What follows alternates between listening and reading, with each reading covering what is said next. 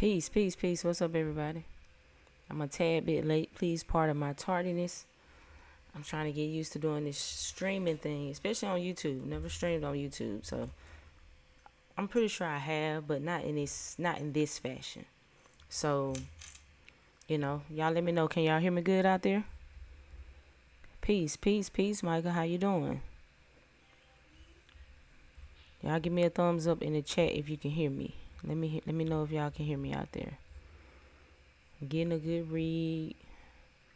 So we're gonna talk about sinners today, and we're gonna just kind of let it run a little bit. We're gonna give people a little time to kind of hop on. All right. That's good to know. That's good to know. So if y'all get any issues, any sound issues, or lag, or if I start to break up, y'all just let me know in the chat. All right. Most definitely wanted to do a breakdown of this one because it is such a phenomenal movie. Very, very moving, very spiritually moving, because this is one of those movies that will certainly move you spiritually. And we're going to talk about that a little bit as well. All right. So we're going to kind of let it, let it kind of sit a little minute, get the notification out there that we are live. So let me kind of share the live a little bit. All right. So any questions that y'all might have, just go ahead and drop it in the chat. And we'll see if we can touch on that a little bit. So I kind of made some notes of some things that I specifically wanted to, kind of go over, kind of touch on. And I did kind of jot some of this down in my notepad in the theater. So I went to see it twice. I saw it twice too. And the second time, whole family went. Whole family. We couldn't leave anybody because, my oldest, she's 17. So she usually watches over the smaller children, but she really wanted to see this movie. So it was only right. Had to get everybody in to see it, and they all loved it. It's kind of funny. My son, he's 9, and he was just livid about the music. He really loved the music. He loved the whole blues, the introduction to blues, because I've never played that type of music for him. He's only heard me play blues in terms of, your Miles Davis, that type of more so jazz and than it is in blues, but they were very, very moved by the music. They loved the music. I catch them hear them listening to some of the songs from the movie, so it was a very, very touching, very moving movie, so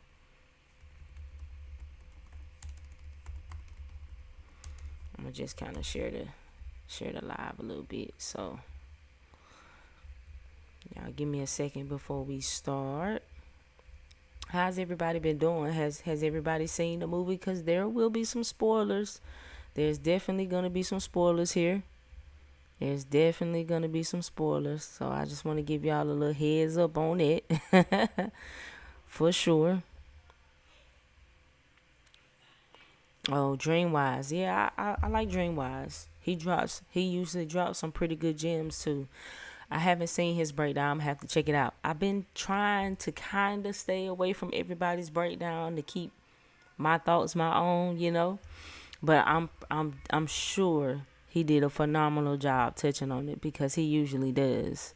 He usually does. Okay, so it's a couple of y'all saying you haven't seen it, you haven't watched it. So, but disclaimer, there is gonna be some spoilers. But the way that we typically watch movies when we're more aware, we're more awake, it kind of helps us to know what to really kind of look for, so in that sense, or for me, that is kind of how I look at it. It gives me more insight into what to actually look for, because especially take for example the second time when I went and saw it the second time, there were things that I wouldn't have been able to catch prior to because I didn't know what to look for. But once I had seen it, there was so many more little details, that was just there for me to see. And let's see here.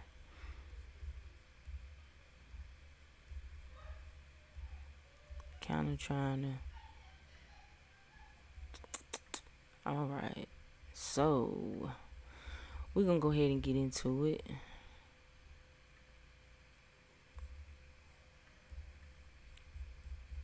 Let's see.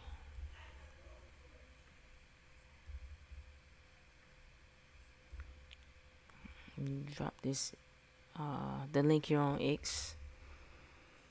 So if y'all just bear with me for a couple minutes, we definitely gonna get into it for sure. For sure. There's a lot of things that I want to touch up on from that movie.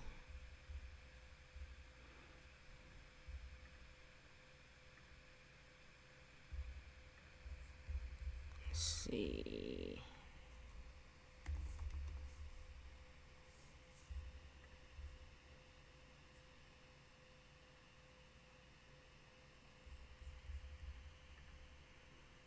Trying to share it on my Instagram, but it doesn't look like I'm signed in on here.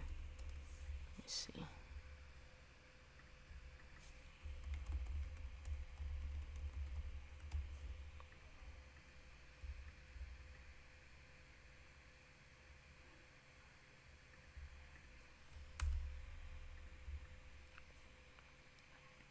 Okay, that's just gonna have to wait. It'll kind of be all right. All right. So, let's see. Hollywood knows that our energy took back the planet. Absolutely.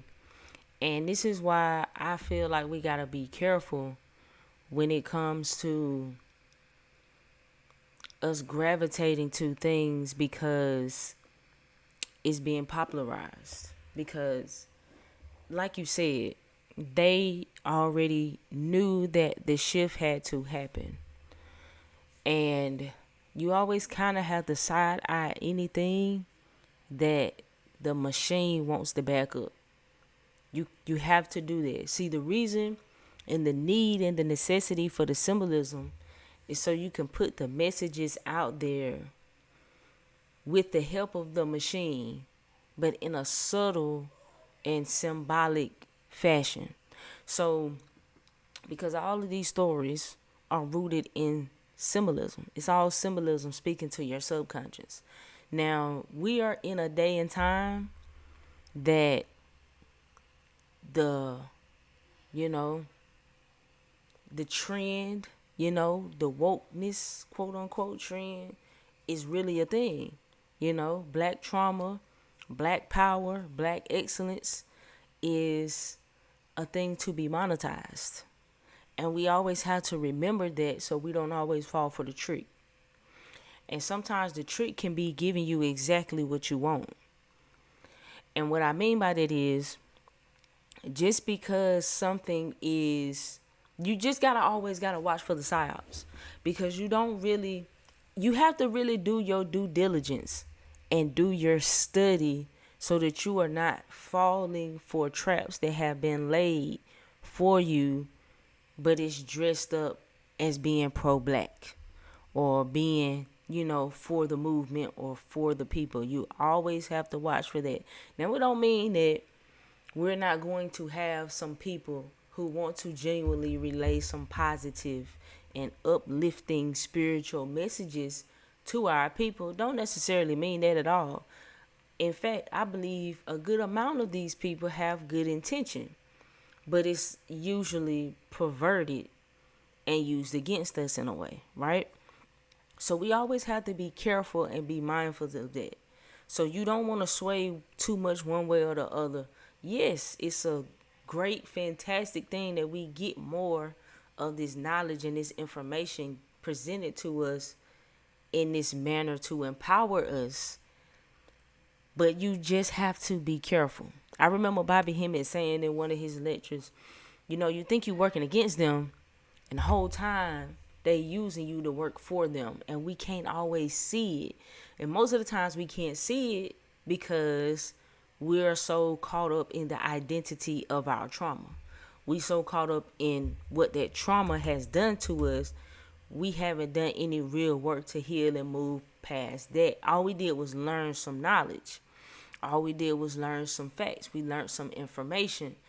But if you still rooted in your trauma, it very well can be used against you yet and still. So we have to always keep that in mind. You know what I'm saying? We got to take it, you got to take it for what it is. You know what I'm saying? These people are not always going to be the type of people that we need to look up to, but we should understand that they are still mediums for the art to flow through. And because art comes from what they like to say is a dark place, like they showed you in the movie, the darkness is really nothing but the unseen. And the unseen is also having to do with the spiritual realm. So they like to say darkness a lot, and in a way to kind of shun us away from things. But you got to remember that spirit is also unseen, right? So everything that falls under that unseen umbrella ain't always a bad thing.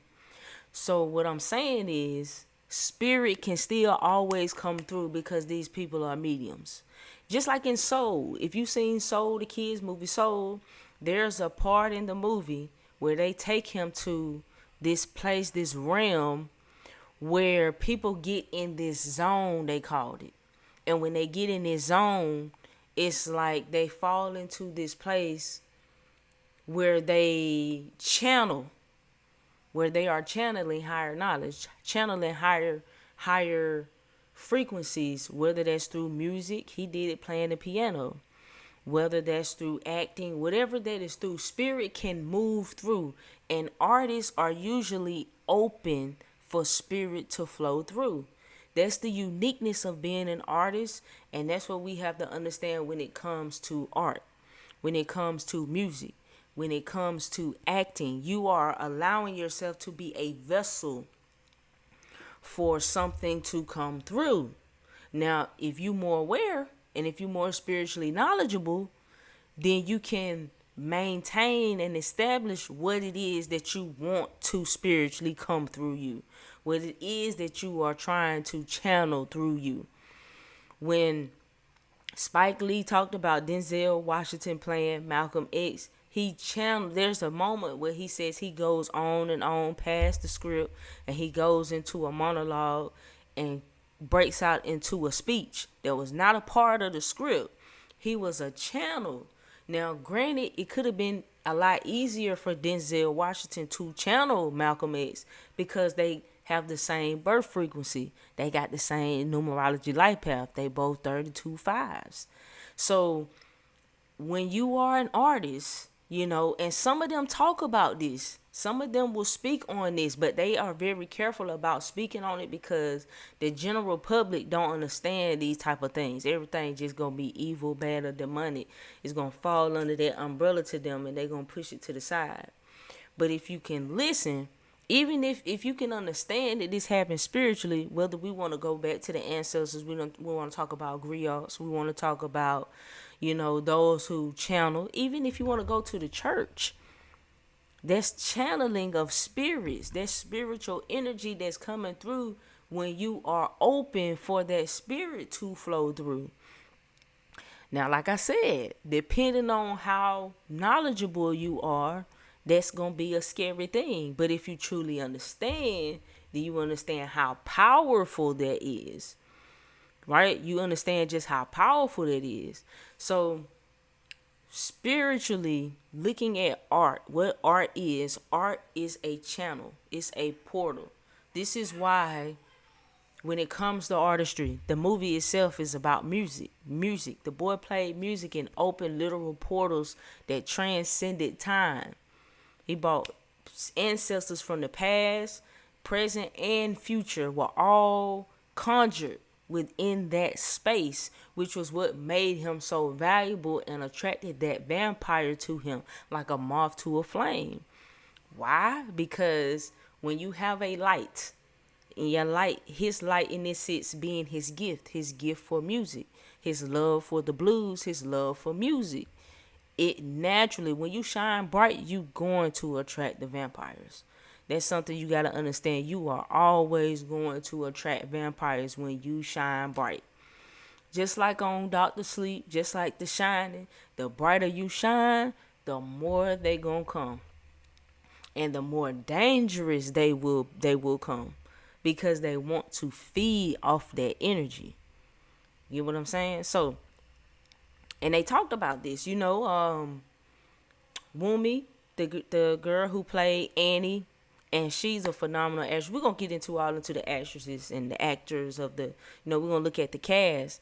But she said, she did her research. She spoke with hoodoo priests and priestesses, and here lately, a lot more lately, in modern depiction, we have seen a more positive outlook on hoodoo, African traditional spiritual systems. We are seeing these being portrayed in a more positive light. Why? Because more of our people are making these movies, or informing or bringing to light these people. Because when you are entertainer, when you entertain, when you are doing a movie, you have the ability to bypass the subconscious. You bypass the natural defensive mechanism of the human mind. So when you can speak directly to the subconscious, this is a very, very, very, very powerful, a very powerful thing. This is why I'm always so hard on who wrote the story. Because the writer, the author, is commanding authority over one's mind based on his story. So you have the power as a writer to write as you see fit. It's almost like you're creating worlds. Okay, that's very godlike when you create worlds, and you are putting these worlds in front of massive amounts of people. So you have the ability to relay some of the most complex, higher spiritual ideals, right? And this is why, there's some directors and whatnot who I prefer. Or if they did this movie, I know I'm gonna watch it, because I know it's some shit in there. Because a lot of these writers, they are occultists. They know the occult. You in order to be able to excel in the craft of writing stories, narratives, myths, legends, in that capacity, you kind of have to study it. You have to understand the human mind. So that's a good thing. You don't want to be too frivolous with that, because that's a very powerful, you commanding some powerful energy. That's why I be on Tyler Perry head so hard, because as much power and resources that he has with what he has built, bro could give us some better stories. Like, bro, you could really give us more powerful stories than what you've been giving us. Now, granted, I don't know if he's familiar with all of these type of things. It might not be in his capabilities of being able to do so. But he does have the ability to go outside and get some other writers who got some shit in them. Your Lovecraft countries, what I'm saying, Sinners, movies and depictions like that, which are way more powerful because they wake people up. They touch on a part of you that is not genuinely usually touched in the type of media that's geared towards us. Most media that's geared towards us is destructive, right? Most of it is destructive. Conjure Queen. I'm familiar with Conjure Queen. Yeah. She does have some videos on Hoodoo. It's quite a few content creators out there who will give you some very good knowledge about Hoodoo, but we got to keep in mind that it is a closed practice, right? Meaning it's not for everybody. It's ancestral. And a lot of us have Hoodoo rituals and things that we do that we got from our grandmother, who got it from her mother, who got it from her mother and her mother, and we don't even realize that these are hoodoo practices. We don't really know it as such, because we've always had to conceal our spirituality, right? So looking at the movie, right? So when we look into the movie, let's take this off. All right, y'all, pardon me if I do go a little bit slow, because like I said, I don't know how good I'm gonna be doing this whole thing live. You know what I'm saying? I usually don't really do live, and most of the time I don't really do live because I have a big family. And sometimes my kids be in the background and they be loud, or they be doing this or they be doing that, and I be needing to focus. But at the same time, I realize doing lives can create better bonds and better connection with people that I follow, with people that is, the audience. And that's what I aim to do, is to connect more, genuinely connect more. So I realized that doing the lives, being live, is the better way to go about doing it, right? Some people saying it's a copy of Dusty Dawn. It's really not. I get why they say that, because you got two brothers who robbery and who running, just like in Dust Till Dawn, but none of the elements are the same though. Like, it's a very strong cultural and historical sense in Sinners that's not in from Dust Till Dawn, because From Dust Till Dawn is not like a Latino movie. You know what I'm saying? Like, it's not a cultural type of movie. They close to the Mexican border. So, of course, they're in a bar that's like, it's a lot of, I don't know the proper way to say it, Latino, Hispanic, type of people. So, it kind of only makes sense, but it's not really like From Dusk Till Dawn. But he did acknowledge that he drew from it. He said he drew from Dusk Till Dawn, Salem's Lot, and a few other things. Like, the movie itself is rooted in music. It has to do with, is the movie called Sinners. You see what I'm saying? Like, it was, I guess the dad in the From Dusk Till Dawn was a priest. You know what I'm saying? He was an estranged priest. I can kind of get some of the correlation. On the surface, you might say that, but if you're really looking at the symbolism of it, it's really not that much like it. You know what I'm saying? But like I said, he still acknowledged that, there are some similarities. I did get, I drew from that a little bit. I was inspired by that a little bit. So one thing I have noticed about Ryan is that he doesn't really look, or he doesn't really, he's more of he has a lot of humility. You know what I'm saying? He doesn't shy away from who inspires him or what inspires him. You know what I'm saying? And so I've seen that kind of going viral, but I disagree with it. I can see how on the surface, but not really. You really dig into it, you really look at the symbolism, not really. Maybe a little bit, you know what I'm saying? Most of the films the past few months have been films with occult message, and The Front Room was another occult film. I didn't watch The Front Room. I just couldn't get past that trailer. But I agree with you. A lot of movies, I wouldn't even say recently, I would just say generally speaking, most movies have occult messaging, because that's the foundation of everything. Psychological, when you're talking about a hero's journey, it's natural to have that in it. If you're gonna be good about it, you gotta study it. You gotta study Carl Jung. You know what I'm saying? You gotta study what's my man name that I studied? Who talks about the hero's journey? I can't think of his name now. But if you're gonna be good, if you're gonna have anything remotely good, it has to have symbolism in it. It has to have the occult symbolism. And for those that get it, they're gonna get it. And the really good ones, the really good movies like that, they're good even without seeing the symbolism. You know what I'm saying? Like, there's still good movies that you can just watch. A regular person could just watch it. An eyes wide shut type of person can just watch it and enjoy it. And somebody who understands the symbolism will watch it and then, yeah, I see that in there. I see what that is, Like Star Wars or something like that. Star Wars, classic, typical occult messaging, but tons of people don't know nothing about that still very much enjoy the movie, enjoy the things in it. So, that's kind of the thing. Yeah, Joker. I haven't seen Joker 2. Man, even Barbie. Barbie had some heavy alchemical symbolism in it. Phenomenal fucking story. Barbie blew me away because I was not expecting Barbie to be as good as it was. I was like, oh man, we're going to have to watch this Barbie. But it turned out to have some very serious alchemical symbolism in it. And I was like, wow, I totally did not expect this from Barbie. So, in my opinion, for it to be really good, it gotta have it in there. There's no way around it, right? You just gotta have that in there. So Sinners, it deserves all the praise it's getting. It's an amazing movie.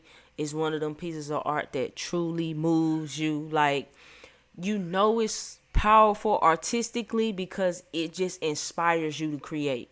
You know what I'm saying? No matter what it is that you do, what field you are in, you just want to create. You just want to, like, that's the type of spiritual movement that it gives. For years I've been saying I want to write movies, and anytime I watch something that moves me like that, it always takes me back to that. Like, man, I would love to do this. I want to do this so bad. And that's for me, that's a gauge for how spiritually moving it is. But it's very powerful, you know what I'm saying? So Ryan Coogler and Michael B. Jordan, they've been doing their thing for a while. They got a couple of they have a couple of things under their belt that they've done. They did they did Sinners. They did Fruitvale Station, right? They did Black Panther. They did what else? They did the Creed series, and now they have Sinners, right? So now they have Sinners, and they have a good dynamic. They create magic together. They got that Aquemini connection. Michael B. Jordan being an Aquarius, Ryan Coogler being a Gemini. Those air signs, that mental, that logic. Being able to, they kind of got that Spike Lee and Denzel connection going. You know what I'm saying? You remember Spike Lee did a lot of movies with Denzel, and they both really catapulted each other's career. You know what I'm saying? You got to look at all the things they did together. They did the Mo Better Blues, Malcolm X. They did He Got Game. I'm sure I'm missing some. I'm missing probably a couple. But they kind of they have that dynamic. They have that connection. And that's always a good thing to see. Especially when you're dealing with the likes of a Hollywood, because that's primal, optimal grounds for vampirism. There's a lot of vampirism that goes on when you're dealing in the entertainment industry, because it breeds so much money. It makes so much money because the things that distract the masses are what makes the most money. Sports, entertainment, that type of thing. So, that's kind of the thing. Now, one of the main things you got to take away from this movie is that you really have to watch for the people that want to eat off of your gifts. Those who want to leech off your gifts. Because those are spiritual vampires.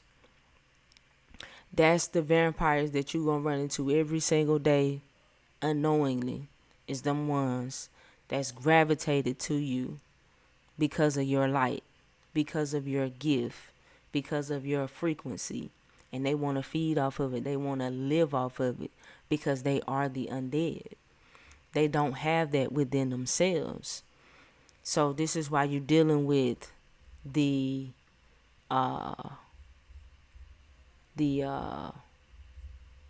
is why you are dealing with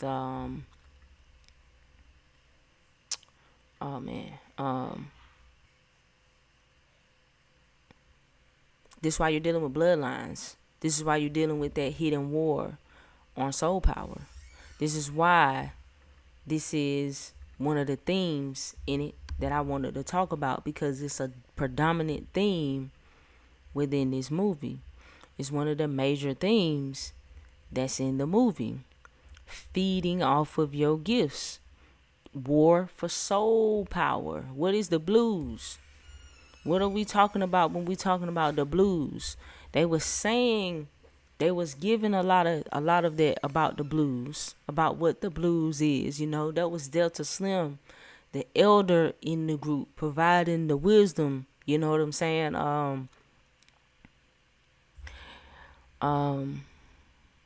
Oh yeah, Devil in the Blue Dress was one with Spike Lee and Denzel. Yep, you right. Smile 2 was a good movie, yo. It was a very good movie. It was way more. It was better than the first one. Sequels ain't usually better than the first one, but Smile 2 was a good one. That was a good one. That was a good one. That was a good movie too. But you gotta remember, because, and maybe it's just because I'm such a movie person. When it come to vampires, I'm very, very familiar with that vampire lore, right? I've been watching vampire stuff since, man, I don't know. I watched the OG Fright Nights. I watched Vampire Diaries. I watched the originals. I seen all the Twilights, as bad as they is, because I really like looking at anything type of supernatural type of thing. So the whole inviting me in wasn't really new to me. Now, I realized for a lot of people that was something new. And when you watch different when you look at different depictions around vampires, they take different lore, use certain lore, but I can really understand why this one was necessary and the need to be invited in, because you have to know that a vampire needs to be invited in. So you have to invite these ones that are feeding off you. These spiritual vampires, they only in your circle because you invited them. You bring that energy into your life. They can't really come in your space without your permission. And that was a very, very important lesson. That's why you have to always be careful about who you let in your space, about who you let know what you got going on. This is why you can't talk and tell everybody what type of moves you trying to make before you make the moves, because you don't know what type of energy you inviting in. You don't know what type of intentions these people got. You don't know if they coming to just look at what you got going on so they could go off and take from you and do something over here on the side, just feeding off of what you got going on. You got to be very, very careful and very mindful of that, because again, you better watch for these people who want to eat off of your gifts or off your light. Because like a moth to a flame, they are going to come. There's no ifs, ands, or buts about it. That's just what it boils down to. So you always have to know how to protect your energy, how to protect your space from invasive beings that want to eat off you. Because when you get into understanding the spirit and the astral realm, it's a lot of predators that are preying on the unknowing. So you got to be mindful of that, and you got to understand what's really going on. Who that? OJ. Come creeping in. You thought I was going to hear you. Oh. So, you got to watch for that. Now, the movie called Sinners. So we got to think about it. Sinners, right? It opens up. You're talking about the church, everything, the battle between the boy, his daddy trying to put him, keep him in the church. Even Smoke tried to tell him, man, put all that away. You just need to go be in the church and everything. So you got that whole aspect, and at the same time, he's just trying to deal with what it is that he loves most. He's just trying to play the blues. He like, man, I love the blues. That was the song. Everything that he sang that from the depths of his soul. Right? Now, if we look at the metaphysical meaning of the word sin, the metaphysical meaning of sin means to miss the mark. It means missing the mark. So that's falling short of the divine, falling short of divine perfection. Sin is man's failure to express the attributes of being: life, love, intelligence, wisdom, and the other God qualities. So whenever you miss the mark, you sinning. Baby, you can't come in here and do that, because you're going to mess me up and distract me. You're going to have to go outside. You hear me? You gonna, no, just YouTube. But you going to have to go outside. Because that is distracting. You walking in a circle. It's distracting to me. Terribly distracting. I can't help it. I cannot help it. So, sinners, everybody sins. Everybody was a sinner. Everybody's sin was to blame for all the course of events that happened. Okay? Lust, greed, pride, gluttony, all of it was a reason for why everybody met the ending that they met. Right? So even, you look at Smoke and Stack, you look at Stack, right? Okay, the whole thing was just kind of like that. I'm going to talk about that a little more. But now, also another thing, Ryan really kind of stuck to the authenticity of the characters, right? And when I say authenticity, most of the time I'm speaking on it in a good way. But it also means sticking to what you are labeled, right? Sticking to what you are labeled, which was interesting. So he had somebody with actual Irish ancestry, right, to play Remick, and the dude Jack O'Connell. He did a phenomenal job, by the way. All the character choices were perfect. It was a perfect cast in who he chose to pick. Even Haley, what's the girl name? Haley Stanfield, right? She says she has an ambiguous ancestry, or no, a similar ancestry, because she played Mary, who was an octoroon. Now, I see there's a lot of discussion about Mary, Mary and Stack, their relationship, the dynamics of her and everything. And to me, she was like the root chakra. She was like, she dealt with identity issues because she was able to pass. She was able to pass as white. Now, we got to remember this is the 1930s. So this is a different time. So even though she looks the part, right, she has black ancestry. But they went by the one drop rule pretty strict back then. Now, I encourage people to genuinely do their homework, genuinely do their research when it comes to race and understanding. Nature knows no color lines. Shout out to J.A. Rogers, right? I encourage everybody to do their homework when it comes to that, because it's not always as simple as it seems. Even down to, you got to understand the Irish, and that played well into the movie.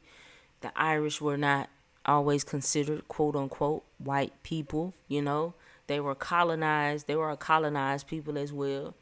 They were mostly, they have a connection as well with Native American. There's a lot to unpack there. Now, I'm not going to do all that here, but there's a lot to unpack there, which is why I think he brought in the Choctaw as them chasing after him, right? Because we saw them natives looking for him. They try to tell them people like, hey, look, this man ain't who he appears to be, because he appears to be what they would gravitate to, right? He appears to be just a regular white man, but he really not. He even spoke to them with a southern accent or southern dialect to connect with them. Why? He looked in and he saw that clan outfit in there. He like, oh, okay. I know exactly how to get in with them. I look like them anyway. Because we talking about on the surface. We talking about surface level. So that's how he got in. He begged them, let me in. Please let me in, That's probably one of the funniest parts of the movie, is how they was begging to get in, right? How they was needing to get in. See, it took Annie, bro. It took Annie to have that awareness up to be like, why you need it? Why you need permission to come up in here for? Why you need that for? Like, what's going on? Like, something ain't right. So, Ryan stuck to the authenticity of these characters, right? So, perfect cast, great cast. Dude having an Irish ancestry was a plus. So, when it comes to him tapping into that, singing the Road to Dublin, doing the little Irish dance, he could tap into that. It's in his bloodline. It's in his lineage. It's in his ancestry. So, that was something for him to be able to tap into. It only carries the vibration of the movie that much higher. It makes the frequency that much more absorbable. You able to pick up on that in a more authentic fashion and align with the story, because like I said, that's his bloodline, that's his lineage. Speaking of bloodlines, it's not a coincidence that the twins smoking stack. You're looking at Elias and Elijah. We talking biblical, right? The cousin Samuel, his father Jedediah. These are all biblical. This is all insinuating or foreshadowing part of a story that's not seen, that we have to piece together ourselves. Their last name was Moore. Why would their last name be Moore? Moore. So we talking about Moors. We talking about being free. See, Smoking Stack went on that plantation. Smoking Stack weren't working like everybody else was working, right? They rebelled and became free. That's what makes one evil. To be evil is to rebel. If you rebel against the system, you are always going to be seen as bad. No ifs, ands, or buts about it, because you are going against the system. It don't matter if the system is bad. The system can be bad, but if you rebel against it, you're seen as the evil because you want to destroy that system. So their natural sense of rebellion, to have more, to demand more, to want to be free, is no coincidence their names was Moore. And Samuel. The boy name was Samuel. Samuel is a name for the devil. Samael. It's a variation or variative of the name of what the devil is. Go watch Lucifer. He hated when his daddy called him Samael. He hated that. That was the name of the devil, right? So it's not a coincidence that he could bring that energy in, right? When you talking devil, you talking destruction. You talking rebellion. You know what I'm saying? And he had his own sense of rebellion. His rebellion was playing the blues, was the music. Now remember, the guitar, the music had to have been in the lineage, because the guitar was the twins' daddy guitar. Remember, they said the twins' daddy was a bad, evil man. He used to beat up on Stack. So Stack is the one that was stifled. That's why he the lower vibrational twin. He's the masculine. He's the lower self. He's the lower one. He was he was inhibited and stifled by that trauma. Smoke, on the other hand, had to rise above. He was the one who had to kill their father. He was the one who always wanted to think ahead. He was the serious one. He was the one who had the shakes from the war, right? Because he knew better. He was more aware. See, you can't smile. It's hard to fucking smile. It's hard to smile when you know where you at. When you know where you at, it's hard to smile. When you know you in hell, it's hard to smile. When you know what you're dealing with, when you awake and aware, it's hard to smile. It's hard to be joyous in this place. It was a lot harder for him to maintain than it was for Stack. Stack kept him grounded. He kept him grounded. He was the physical one. He was the one who was about the money. He always had a plan. Smoke was the protective one. And yet and still, this is why you got them as yin and yang. This is why you got them as, higher and lower, masculine and feminine, right? This is what their dynamic is, right? So let's see. Smoking Stack. So look at them. One in red, one in blue. The one in red is smiling, right? He's the master of the physical. Then you got the one in blue. He ain't smiling. He's not smiling. He's the master of the spiritual. They even loved on different frequencies. They love different. Right? Stack had Mary. Right? But Smoke had Annie. He had a marriage. He had a child. We learned he had a child. We learned he lost a child. There was more pain and suffering that he had to deal with in his place. Right? So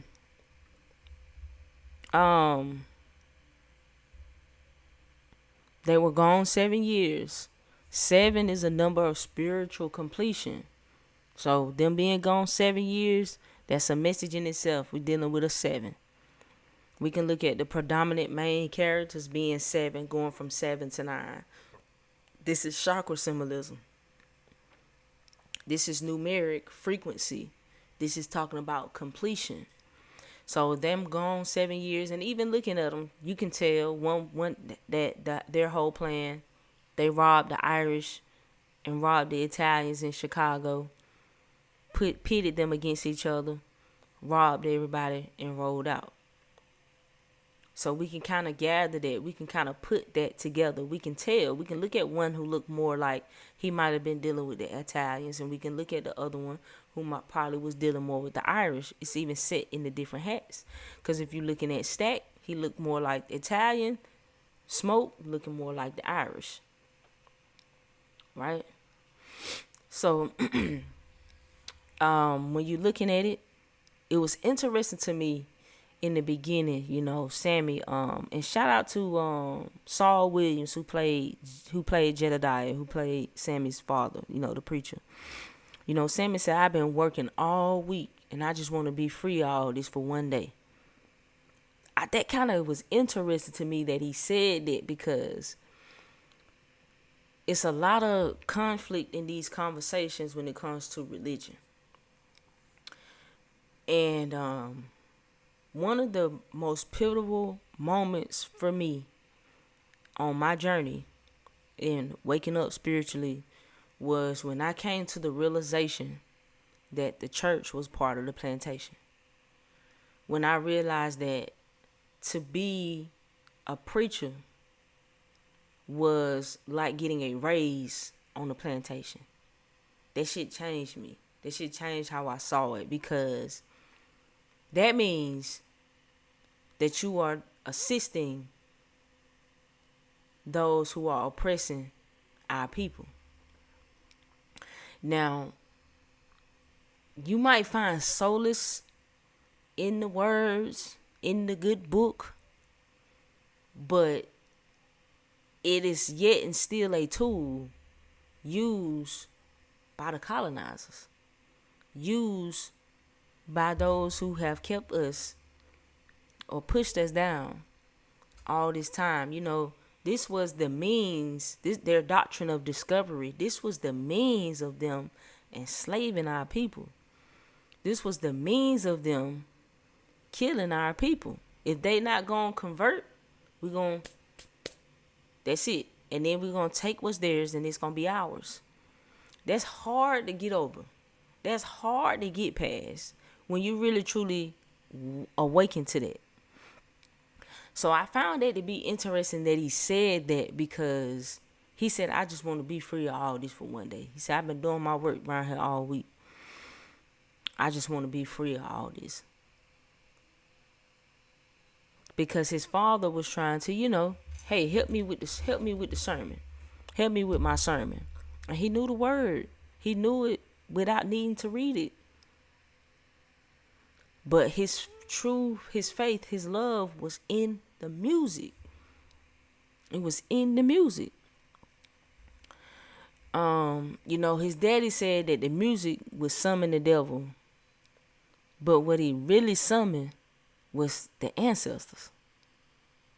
He summoned the ancestors. He literally, when he played, opened a portal. He made the whole juke joint a portal. You could see everybody getting up to dance, even when Grace got up to get both to dance. We saw their ancestors. We saw the Asian ancestor. We saw so many different variations. We could see the future. That's powerful. And Remick could see it for what it was. It was deeper than just blood-sucking vampires. It was about life force. It was about bloodlines. Again, they was Moors. Who is Moors? Now you got to remember, all Moors, there was a lot of what we call, or historically what you'll find, cryptic Moors. You know what I'm saying? And that means that they would appear to be Christian, but they had their own hidden practices that they would do. This is historical. This is history, because it was life or death. See, this is a different time. We got to remember this is a different time. So you had to do what you had to do as a means of surviving, because that's the world we live in. It's eat or be eaten. That's the world we live in. That's how it is, right? Exactly. Yep. Watch that video. Your powers make you dangerous. It don't make you a hero. I know you feel you a hero to you and to your own story, but to the world it makes you dangerous. It makes you dangerous because now you different. You're different. Just like Dark Tower. Watch the movie Dark Tower. See, who is it that wrote Dark Tower? He did The Shining. He did The Doctor Sleep. Is it Steven Spielberg? No, it's not Steven Spielberg. What's my man's name? Bro, what's his name? Hold on. Let me look that up right quick. Who wrote Stephen King? Oh, why can't I think of that? Stephen King, bro. A lot of Stephen King touches on that light. Touches on having that inner light, that gift. Now, a lot of his stuff, he called it The Shining. And that's what it's really all about. He had the gift. He had the ability. Right? He had the ability. So it was deeper than just blood-sucking vampires. It was bloodlines. It was bloodlines. And I feel that's part of why they was upset about Annie. I believe both things were true. They did not want her to die because they knew it would be a lot easier for Smoke if they had Annie. But they also wanted what she had to give to the hive mind. Remember, they could see each other's memories. They could know they knew what each other knew. They operated as one.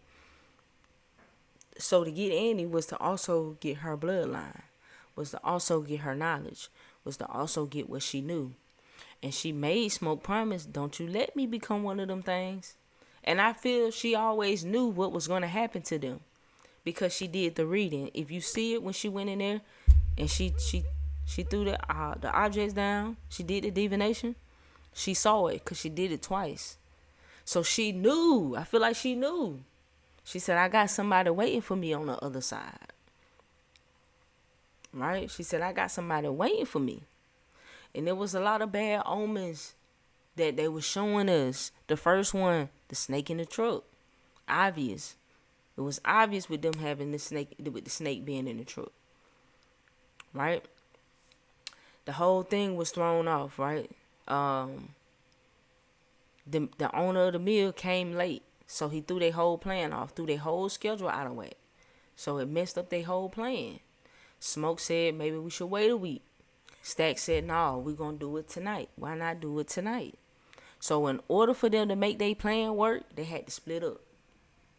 This was key to me. This was key to me when I watched it that second time. Because I didn't catch that the first time. But when I watched it the second time, I said, He said, the only way we're going to make this work is if we split up. That was important to me, right? They had to split up in order to make it work. So they started on separate paths right then and there.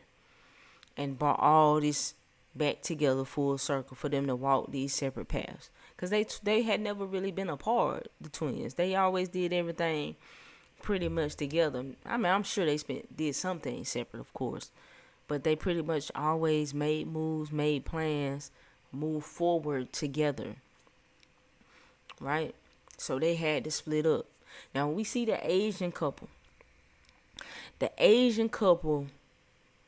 got a lot of people torn, because there's always that thing about who's really the allies to black people, because, we're all marginalized to some degree, but some of us are a little bit more closer to whiteness than others. Some of us won't ever be close to that whiteness versus some others. Just like in Get Out. You saw how in Get Out they had that one Asian man that was there.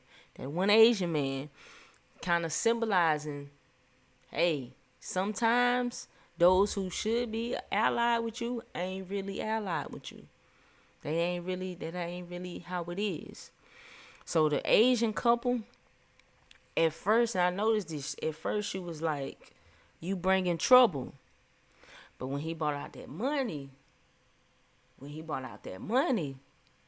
she was all good to go get down with the plan. She was all good for what they had going on.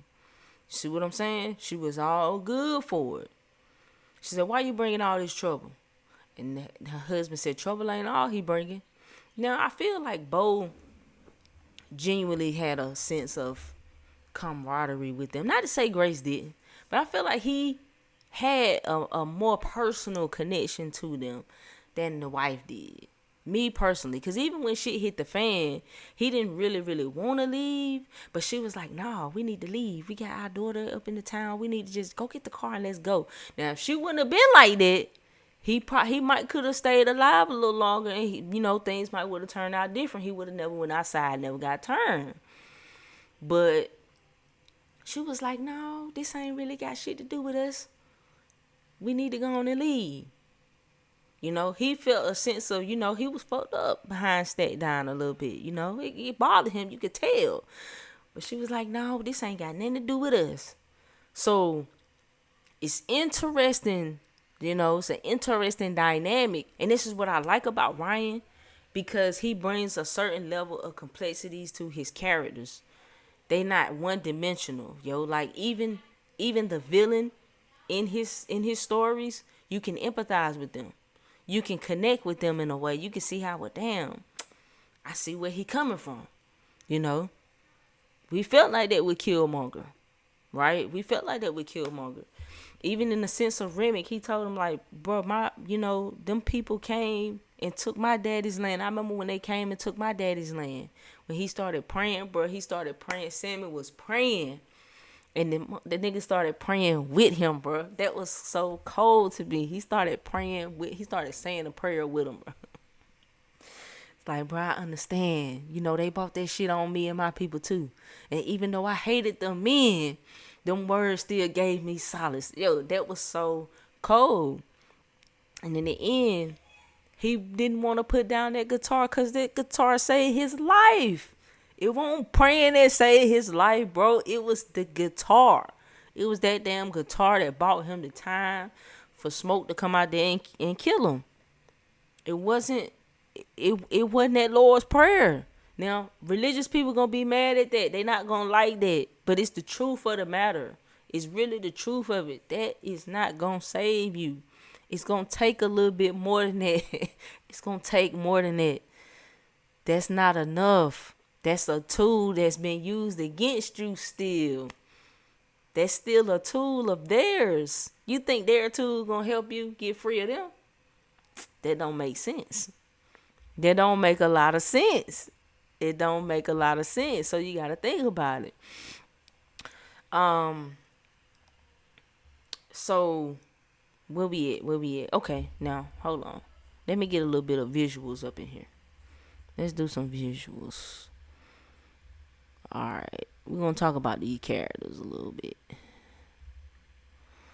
Let's talk about these characters a little bit. Alright. So we're going to talk about some of these characters. Now, Also, I want to talk about Delta Slim too. Delta Slim, right? Shout out to Delroy Lindo. Phenomenal actor. He did an amazing job on his character. Anything he's in, 9 times out of 10 is some good work. 9 times out of 10 is some good work. Because he does phenomenal acting. You know, he really gets into those characters. You know, he don't play around when it comes to his acting and the character he's portraying. And a pivotal part in it, I say he was, now you know, like I said, everybody's sin got them in the situation. So he went and saw Delta Slim at that train station. Right? He went and saw him at that train station. Train is also very symbolic as well. It's symbolic to your thoughts, your mind, because you know, train of thought, and by it being a train station, it was where a lot of these energies got entangled. This is where they got entangled. This is where Sammy met Pearline. This is where we get introduced to Delta Slim. And this is where Mary sees Stack. Now, mind you, remember they had to split up. They never would have had to split up. It wouldn't have happened like that. We wouldn't have got Mary there at the same time as Stack. She was getting ready to leave. She had just buried her mother. So, her just burying her mother, going through her mother's death, she's in a very vulnerable state of being emotionally and everything else. She already got crazy identity issues. I mean, she can't help it. She in the 1930s, and she's an octoroon, white passing type of lady. Octoroon just means like 1/8 black blood. You know what I'm saying? Think about oct, right? OCT meaning 8. So she's like an 8th, right? She said her granddaddy was half black. Raised her mama to avoid the Klan and not get killed by the Klan. So therefore, they was raised to be white passing. But her mother raised the twins. Her and Stack started messing around. They had a relationship. Now, mind you, Stack is low vibration. Stack is the lower self. A lot of people were talking about their relationship, but it was the best that they could do. It's the best that they could do. This is why I say, to me, she's like the root chakra. Because when you low vibration, it's only so high you can go. It's only so much you can do because you stuck. He was stifled. He couldn't go no higher than a solar plexus chakra. Even in him trying to tell her that he loved her, he still did it in a fucked up way. He still had to say it in that type, in a traumatizing type of way, so to speak, because that's who he is. That's what he was. And I'm not dismissive of their relationship. You know what I'm saying? I get it. I understand. Because it's just like looking at two toxic people that really love each other, but they don't know how to really be with each other. For real, for real. Like, they don't know how to be with each other in a healthy way. So, not only are we looking at their characters and what's keeping them from being with each other, it's also the environment and the world that they live in. Remember, nobody is free, right? Nobody's free. Everybody's just trying to be free for a night. That's really what it boiled down to. So, this was the highest that they could be. They couldn't be anything else. They couldn't go on and be married. They couldn't be Annie and Smoke.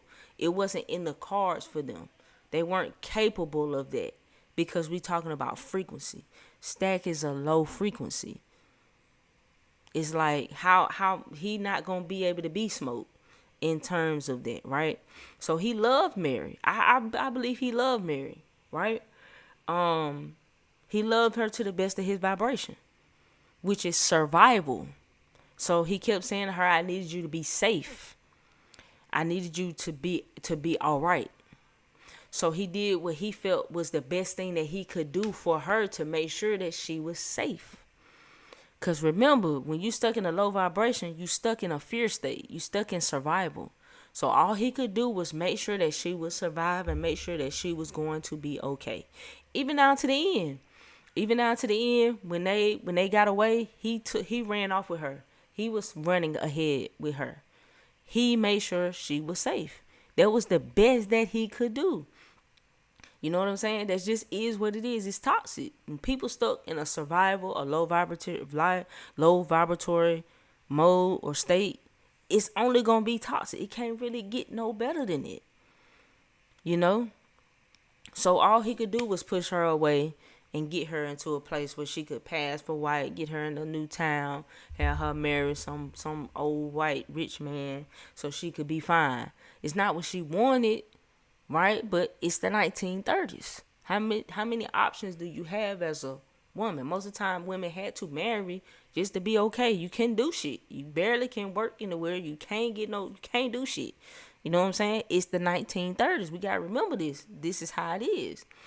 Right? So I'm not saying, I don't want nobody to say that I'm saying that the girl is black though. Now, she not black. It's just in the point in time where she was in, where the one drop rule was really enforced and they really dealt with people a certain type of way. She wasn't just a regular white person. You feel what I'm saying? She could pass, but she wasn't just a regular white person.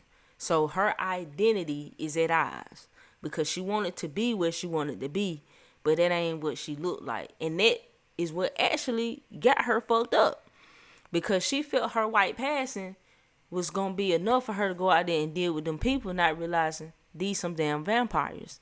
But why did she do it? She went out there for stack. Why? Because they wanted the money. It go back to the sins every time. They needed the money because they weren't making enough money to be able to sustain what they was trying to do. That was already determined when they added up the Tilly. When they looked at everything, he said 3 months. So they already knew, hey, we not going to be able to sustain this living off this. This ain't going to work like this, right? So she, in her mind, is trying to help them. So she go out there thinking, I'm white passing. They'll talk to me. I can see what it is that they have. Then she went out there and got her ass bit. And because she went out there and got her ass bit, they let her right back into the juke. That's how it got stacked. Why? Because they had a connection. Why? Lust and greed. It's sins. You understand? You gotta think about it. That's what drug everybody down. That's what made everybody end up in these situations. Even Delta Slim, right? He said, hey, I go over here to this place. They give me the corn liquor and they pay me this every Saturday, and that's all I gotta do. He broke his protocol. He broke his routine. He went off protocol and he went with them twins to the juke. He ended up dying. Why? They said they had what he enticed them with the liquor. That's what he enticed them with. So what's that? Gluttony. The man always was indulging in the liquor all the time. He had to drink. That's what led him down that path. That's what led him down that road. This is how he ended up in that situation. Powerful scene in it was when they was driving. See, this is the power of the music. This is what the music really is. And this is why they want to pervert it so much and make it like it's so bad. When they was in the car and they was driving, he was talking about the people in the field, and he started telling the story about the man who got lynched. Immediately from telling, you could tell it was very painful. Immediately from telling this story, he transitioned into a fucking hymn. He transitioned and started humming and started singing. He immediately transitioned into that. Because that's who he was. That's what it was. The blues was the product of the pain, of the suffering. That's why he asked the young boy, what you know about blues? What you know about blues? Because he felt his whole life that he was just as much enslaved because his daddy was the preacher. Because that's what that would do to you too. It's the same thing. It's just a different types. It's different types of warfare. You got physical warfare. You got spiritual warfare. And religion deals with spiritual warfare because whoever controls your image or your view or your output on the source of your divine creator has power over you. That's just what it is. It is what it is. So when he told that story and he transitioned, that was his means of dealing with the pain, the music, and the bottle, of course. But that's what it was. that was what the music did. That's what it does for our people. That's what it has traditionally done. Now, in more recent modern terms, it's been corrupted because now it's all about the dollar. Now you don't have to be talented. You don't have to love music. You don't gotta do none of that. You can just follow certain particular type of things. Bam, you in there. You being promoted as an artist because they really don't care. And the destructive shit is the most profitable music. There's a reason for that. That's why they had to corrupt the music industry. That's why they had to corrupt it. The devil, in a sense, in the music industry is the damn record label. It's them people who are behind the scenes that's eating off the gifts. For decades, they've been taken from our people in terms of music, eating off the gifts. They not doing the work. They not putting out the music, but they feeding off of it. Lucratively. Very lucratively. You know what I'm saying? Very, very lucratively. Now one thing I seen a lot of people saying, a lot of people were saying they felt like Annie, they thought she was a maternal figure for Smoke. And I found that to be very, very telling. Because not one time, I'm thinking about when I first saw it, did I not get that they had something going on? I saw that the whole time. They literally was flirting the whole time. And the only thing I can grasp about that is it says a lot about the people that y'all attempt to mate with. I don't get it. Do y'all only choose people that move one part of you, that only move you sexually, and don't move you on a heart and mind level? Because there was obvious flirting between them. There was obvious of a connection between them. But y'all didn't get it until they started having sex? I don't know. I mean, maybe it's just the Hollywood programming that you expect to see a certain type or a certain look of a love interest for a main character. Now, Wumi, I believe that's how you say her name. She was in Lovecraft Country. So if you never seen Lovecraft Country, she was in Lovecraft Country. She did her thing in Lovecraft Country too. I mean, she really did her thing in Lovecraft Country.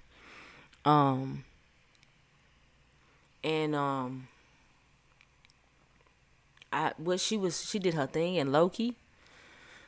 I think she was in his father's house, whatever that Netflix series or movie is called. But I seen her in Lovecraft Country. I seen her in Loki. She's a great actress, and she really drove it home. She is a British Nigerian woman. And I heard her interview when she was speaking about, the respect she has gained for hoodoo and it being a real practice, and how it's actually healing and uplifting. So at least that came out of that, you know what I'm saying? At least, that's somebody who depicted that from a place of a sense of understanding, because I feel like energy is a part of everything, and most people's natural reaction to like a hoodoo is usually negative, so to know that she studied, she did research, she spoke and dealt with actual hoodoo priestesses and became actually informed is a plus, because you could see that light in the character that she was playing. And she was very important, you know what I'm saying? She was a very important character. And you never know who it might be somebody working roots for you and you might not even know it. She said, I worked every root my mama ever taught me, and here you are in front of me with 2 legs, 2 arms, 2 eyes, and a brain that works. How you know this ain't what kept you and your brother safe all this time? But in his mind, all he could think about was what he lost. How come it didn't bring my baby back? Because he was dealing with grief still. He was just hurt from losing a child. So, something worked when it came to him. He wanted, something worked in what she conjured, her intention in her mojo bag for him. It worked. And I think that's what kept him alive until he took it off. He didn't take it off until the end. And that's when he met his end, when he took it off. And in the end, it seemed like that's what he wanted. He was thinking about, it was flashing to everybody that went into that juke joint. Everybody that had died. Everybody that he had lost. And I think in that moment, that's what he wanted. That was the choice he was making. He was just like, I'm going to take some of these Klansmen with me when I go. And you notice, and you can see the shakes. He had the shakes. He couldn't even roll his cigarette without stack. He couldn't even roll without stack. He couldn't even settle himself. So, but she was Annie was a Louisiana root working priestess. That's what she was, right? So she was a Louisiana root working priestess.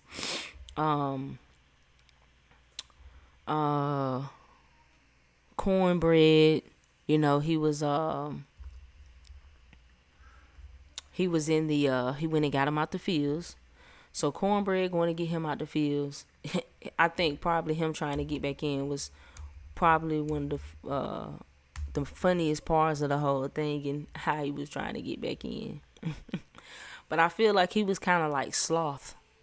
You know what I'm saying? Because even when he was in the field, he said, I'm behind on my quota. You know what I'm saying? He walked slow. He went way too far away just to go use the bathroom. I don't know why he went that far away to go use the bathroom. He had the easiest job in the whole place. All he had to do was sit at the door. That was all he had to do. Right? You in Louisiana right now. They shot this in Louisiana. They shot that movie in Louisiana too.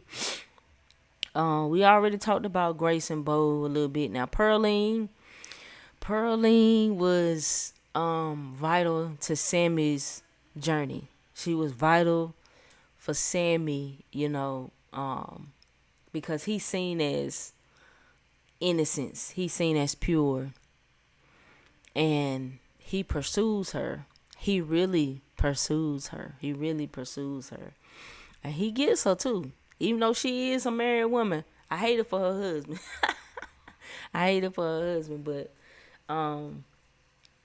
But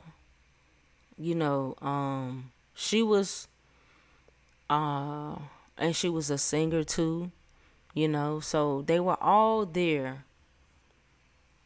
It was their sins, bro. It was their sins that all got them where they was at.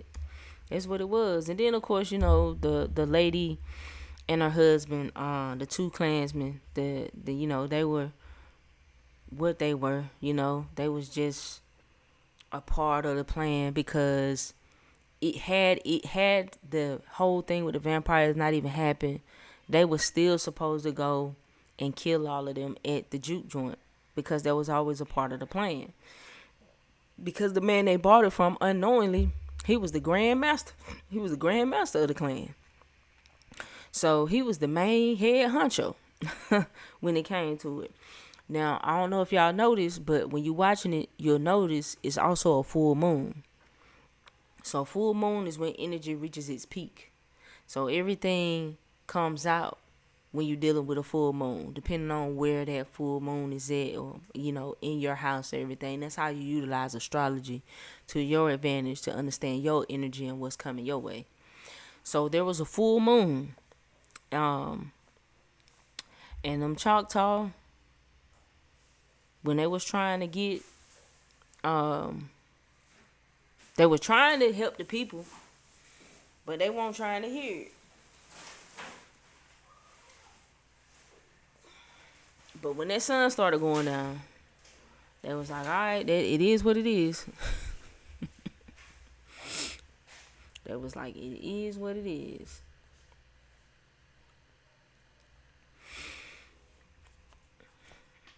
And if you've been seeing people speaking a lot about a particular scene in the movie, that scene is when Sammy sings for the first time in that juke joint. When he sings in it, when they introduce him and he started to sing in that juke joint, he sang from his soul. He opened up that whole portal and conjured all the way through time. He went to the soul plane. All the different cultures came out. You know what I'm saying? And it got to the point where it looked like the roof was on fire. You know how they say when black people party, the roof is on fire? It looked like that. And Remy could see all of this from the outside. So him seeing all of this, him understanding what type of gift he had, he wanted it. He needed it. He saw that power.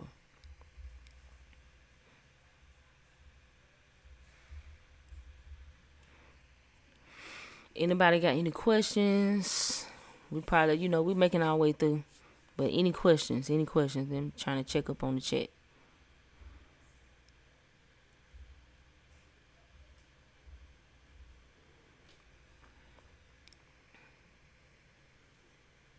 Oh, Mike, I see you said Doche. You think she's a plant, bro? Doche?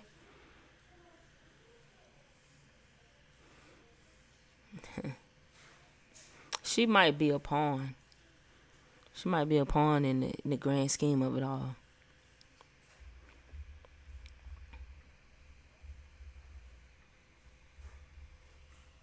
OJ, that you? Who in the kitchen? Omari.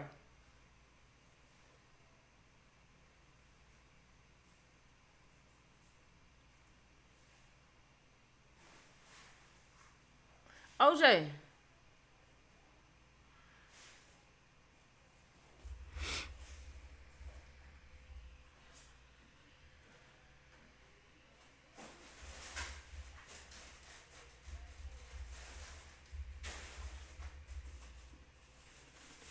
About to take trash? Okay, I thought I heard you.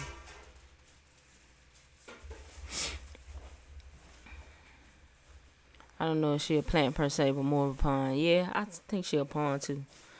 I would say the same thing. I would say that about most people, man. Like, especially if you being pushed by the machine, I just can't take it serious. You know what I'm saying? Even I know a lot of us love Kendrick Lamar, but I feel the same way.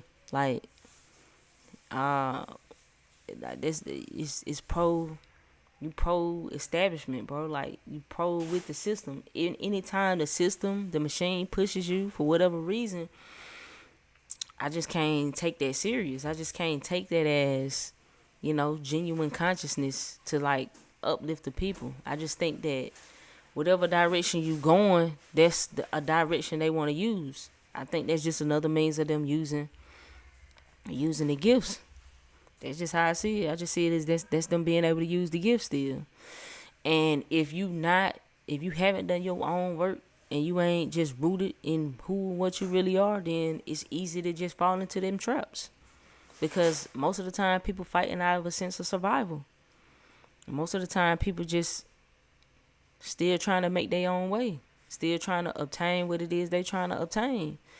And it's hard for people to turn down millions of dollars, to turn down a lot of fame, especially when you're dealing with most people in those industries that come from a place of brokenness. And that's all they really want. So if that's the case, that's used against them a lot of times. So I just can't say that this is for the movement or for the people, bro, when the establishment is supporting you. It don't line up. It don't add up. That don't really make sense. I don't think the establishment is going to support or push people that's anti-establishment, which is what you have to be if you really want to tear the system down. You got to be against the system. So if you're not against the system, then automatically you with the program. So you're going with the program, whatever that program may be. Sometimes we like what the program look like.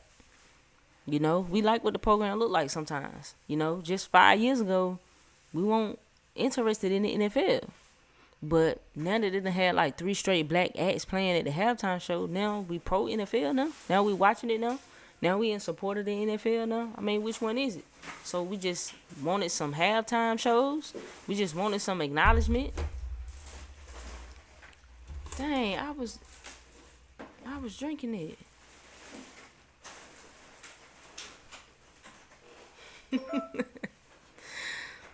So, you know, that's just me though, man. I don't be thinking regular, bro. I be thinking different. I'm always gonna explore that opposite flow. When everybody is going right, I'm gonna wonder what's left. Well, what's to the left? Everybody going that way, and everybody is usually just sheep and they the masses. But what's over here? Why don't they want us to go over here? I'm gonna go and find out what's over there. It's just my natural rebellious streak that's just gonna make me do that.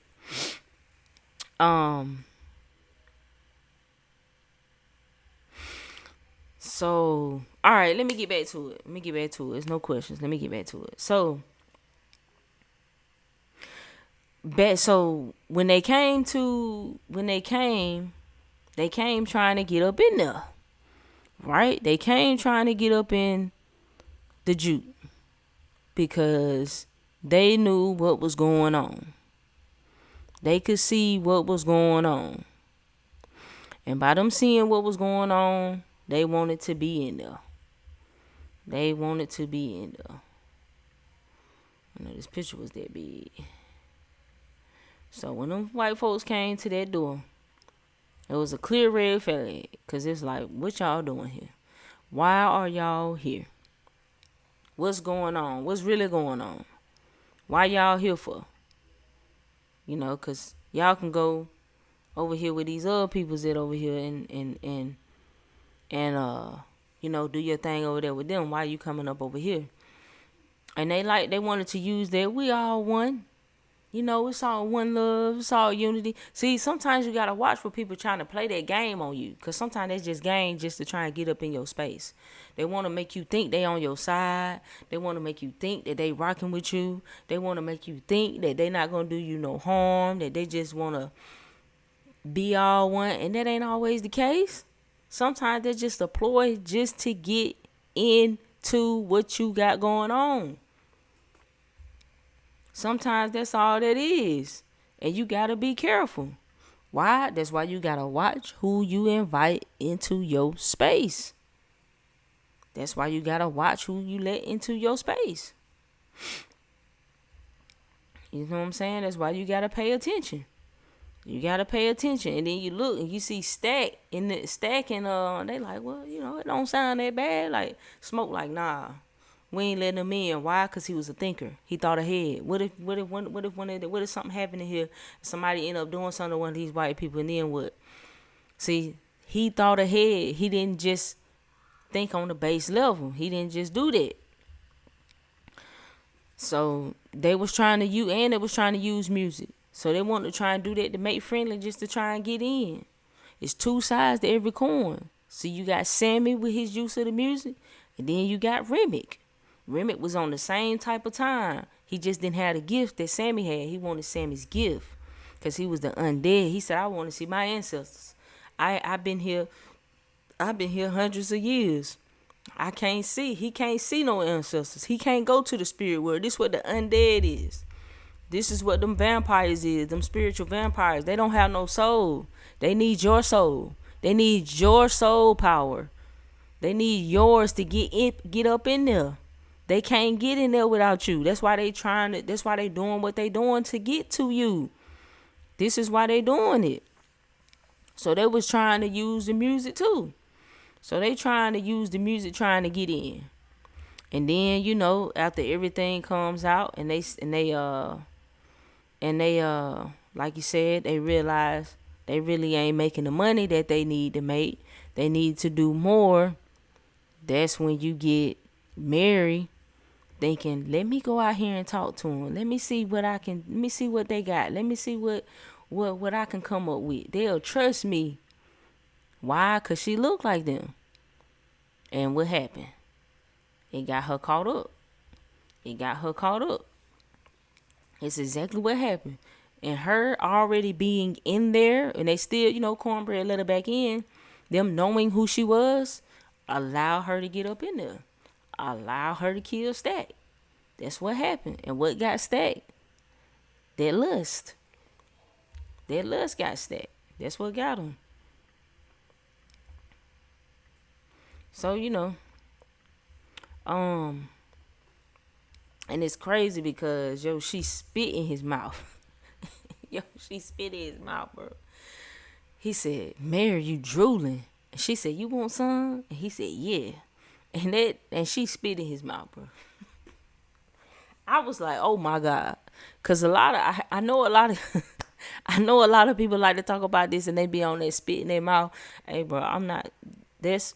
You soul binding. You soul tying when you do that. You already doing enough tying and establishing a bond with a person when you having sex with them. But for you to spit in the mouth, man, that's like a whole bonded contractual agreement. And that's another thing that this movie is playing out. It's playing out karmic contractual agreements. It's playing out karma. It's karma playing out in front through these characters, through these bonds, through these ties, through these connections. It's also karmic ties. Right? It's also karmic ties. So she bit Stack, right? And now this is why I said, like, man, Annie was top tier, man. She was just top tier, yo. She was on point. Cause if it wasn't for her, things would have went a lot worse than it did. Things would have went a lot worse than it did. A lot faster at that. She was top tier. I promise you want somebody that deals in spirituality on your side. You want that. You want somebody like that on your side. Because she immediately knew something was up when Cornbread tried to come back in. And the thing about it is, Smoke trusted her. He believed her. He didn't question her. He didn't do none of that. He immediately picked up on what she was putting out. Immediately, he was like, It's like she said, bro, why you gotta do that? Why you need for me to tell you to come in? And Annie was like, why you need me to say that? What, like, you ain't talking to him, you talking to me. You been coming in and out of here the whole night. Now all of a sudden you need somebody to let you in? You need somebody to give you permission to come in? Nah, something ain't right. Now, in my opinion, they should have let Grace ass on out of there. They should have let Grace go out when she wanted to go out. But they wanted to protect her because she was a part of the family. They saw her like family. They saw her as an ally. Some people agree with what she did. Some people don't. Because she the reason that they got in there. Because she told them to come in. Now, she said she didn't want them to get back to the town and to get their loved ones because she was worried about her daughter. But I don't think they would have left because they was there to get Sammy. They had already said that they was there to get Sammy. It was made abundantly clear that they wanted Sammy. I don't think that they was going to leave to get, and I don't think that they was going to leave. I just don't think that they was going to do it. So in this moment, they got to get ready because she done invited them in. And it ain't many of them. They don't have that many guns. Guns already can't kill them. It's a stake to the heart or sunlight. And ain't no sun out. It's sundown. So they was in trouble. They was already really outnumbered. So shit was fitting to hit the fan. It was fitting to hit the fan. So, and when they was out there, it was interesting. He kind of created his own community. Remick created his own community. And he tempted them with freedom. This was his temptation. This is what I feel like it's really all about sinners. Because being a sinner, is you fall into temptation. So that temptation he enticed them with was freedom. Yeah, y'all gonna be free. They not gonna let you be free no way. I don't care what you buy, what you think you got. They will come and take it from you. You think you free? You think you gonna own this here juke joint? Them people, listen, the Klan coming in the morning, they was already set to come and kill you and take all this shit back from you. You was never gonna be free. You was never gonna be free, bro. But you come with me. I can give you a taste of that freedom. That was him. That was his temptation. And he had Stack. He had Mary. He had all these people that they done turned to kind of coerce them along with it. Cause I mean, Stack and Smoke is Stack and Smoke twins. They twins. You know, he love his brother. So he like, hey, if I'm a vampire, it'd probably be a lot easier to turn my brother. So, you know, all of it was very strategic in how they did what they did. So he tempted them with freedom. And he tried to recreate his own community with the use of the music. He had them singing and dancing along to his music while he was out there singing and everything. The same way Sammy did it organically, just naturally off of his gift, he did it with his power, with his influence that he had over everybody as a hive mind. So Sammy said, you know, I'm the one they came for. You know what I'm saying? He said, Sammy, you the one I came for. Your gifts can bring my ancestors to me. I'm trapped now. And they was all going to protect Sammy because he is the most innocent out the bunch. He's the most innocent. He's the most pure. I'm going to say he's the most pure. He ain't innocent, but he's the most pure. He's the most connected still to that light. Life ain't snuffed out his light yet. Things hasn't happened to make him give up on what he believe in, which is music. That's the one thing he truly believes in is the music.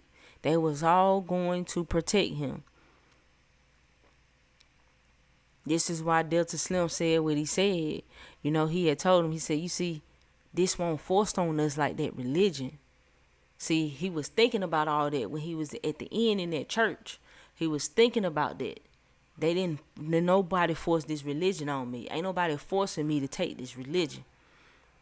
But these blues, this music, this is natural. This is what I love. This is who I am. This is what I am. So his words and everything that Delta Slim was came back to him. That's why he was more like an elder in a sense. You know, he was like a lot of bottled up trauma and how he dealt with a lot of things. And, you know, like he told him, he said, I ain't going to let them get to you without going through me. So everybody was willing to lay it on the line for him, even down to when Smoke let Stack go. He made him promise not to mess with Sammy, let him live his life. It was always about protecting his purity, protecting what is pure. Smoke thought the best way for that to be for him was to be in the church, was to make some gospel music and to, you know, just live a righteous type of life. And he kept trying to tell him, Sammy was like, bro, I'm just like y'all too, bro. I want to be free. I'm just as rebellious as you are. And if you trying to tell me I can't deal with music, then you might as well kill me now. See, he was already ready to die for the music. He was already ready to die for what he was. It was no way he was going to drop that guitar. There was no way he was going to put that guitar down. He wasn't going to do it. He already was set and he knew who and what he was. And if you watched it, and if you watched the mid-credit scene, you know that's what he ended up doing. Now, a lot of people think, if you didn't see the end scene, there's an end scene after the credits roll where he sit down and he play this little Light of Mine with the little blues flair to it, and he look up. A lot of people think he sold his soul. I do not think he sold his soul, because for one, when people sell their soul, or as it's depicted they sell their soul, they die young. You're not living to be old when you sold your soul. That ain't how that works. You might get 10 years tops and then it's a wrap. Your ass is out of here. You don't get to live out a long, fruitful life. That ain't how it works when you do that. So I don't think he sold his soul. And people think that, you know, that's who he looked up to when he played it, when he got finished. But if you go back and if you look up any of the interviews that Ryan did, or even when they talked to Miles, the scene, originally in the scene, his father is the one he playing for. So it's his father that's in the scene. It's not the devil, or it's not Papa Legba. It's not them. It's his father that's in the scene that he's playing the song for. So, cause like I said, and that's because a lot of people look at where the movie is placed, the timeline, and they can align that with Robert Johnson. Robert Johnson is supposed to be the blues singer who sold his soul to the crossroads demon, or to Papa Legba, to become musically inclined, to have a musical gift. But he ended up dying at the age of 27. See, he died young. So I don't think that he sold his soul. I don't think that was it at all. I don't think that's the case. Cause it don't really add up to say that he did when he lived his long life. And when they came to see him, he was clearly in the last stages of his life, because Stack was like, I could turn you, because he smelled him. He probably could smell death on him. Like, it won't be long now, so he knew, hey, I could turn you if you want me to turn you. But he said, no, I think I've seen enough of this world. He said, I think I've seen enough of this world. And that was a good scene, and it shows you a lot, because it was 1992, and he come in with the box fade with the part, and he wearing the Coogee sweater, and he got the chain on, and he got the ring on that say Stack. So it's obvious Stack stuck to what Stack knew, and he hustled all throughout all them years, and was who he was, and maintained and established. Him and Mary managed to make it out of it. You get Smoke and Annie go on to the next realm, to the spirit realm, and you get Stack and Mary still vampires stuck in the physical world, because that's the lower self, the physical self. They represent the lower nature, while Smoke and Annie is the higher nature. So you're talking about the spiritual. So they went on to the spiritual realm, to the land of the ancestors. Stack and Mary are stuck still in the physical, because they was down below. They was stuck down below. They was stuck in that energy, because that was their energy. That is what they represented. So that's what they represented. And so Annie was letting them know that, they can feel Remic's pain. And that's when they got her, and she was like, look, you promised me you ain't gonna let me turn. They couldn't believe that Smoke killed her. They couldn't believe it. And they wanted her, because like I said, I feel like they wanted her hoodoo knowledge and her hoodoo lineage. But they also wanted her to get Smoke. They needed her to get Smoke. And Even Pearline died trying to saving Sammy. She told him to leave and to go. Smoke him told him to go while he was fighting off Stack. And even though, like I said, we learned later, he didn't kill Stack, right? He made Stack got away, but it allowed him to be able to help Sammy right in the heat of that moment. Remy said, I want your stories. That was the most, that was like one of the deepest, coldest parts to me, was when he said that. When he said, I want your stories. He said, I want your stories. You know what I'm saying? He said, I want your stories. I want your songs. See, like I said, that goes back to those who have always type of, in a sense, used our people for their gifts. For those who have built and established generational wealth off of our people's own gifts, off of their gifts. They've managed to build empires, crazy amounts of generational wealth, while our people were stuck with next to nothing, because they have fed off of the light, fed off of the gifts. He said, I want your stories and I want your songs, and you gonna have mine. And he started praying, and Remick started praying with him, and he made all the vampires start saying the Lord's Prayer with him. See, that praying wasn't gonna save him, but that guitar did, because like he said, I remember when them people came and took my daddy's land. And this is what they replaced it with. They took the land and gave them the Bible.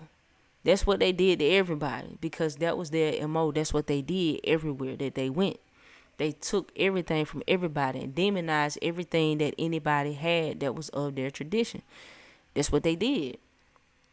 It was it's called the doctrine of discovery. Now, if you look it up, the Pope who just died some years back, he went back and tried to apologize for their doctrine of discovery, because that's what they did during your Christian crusades.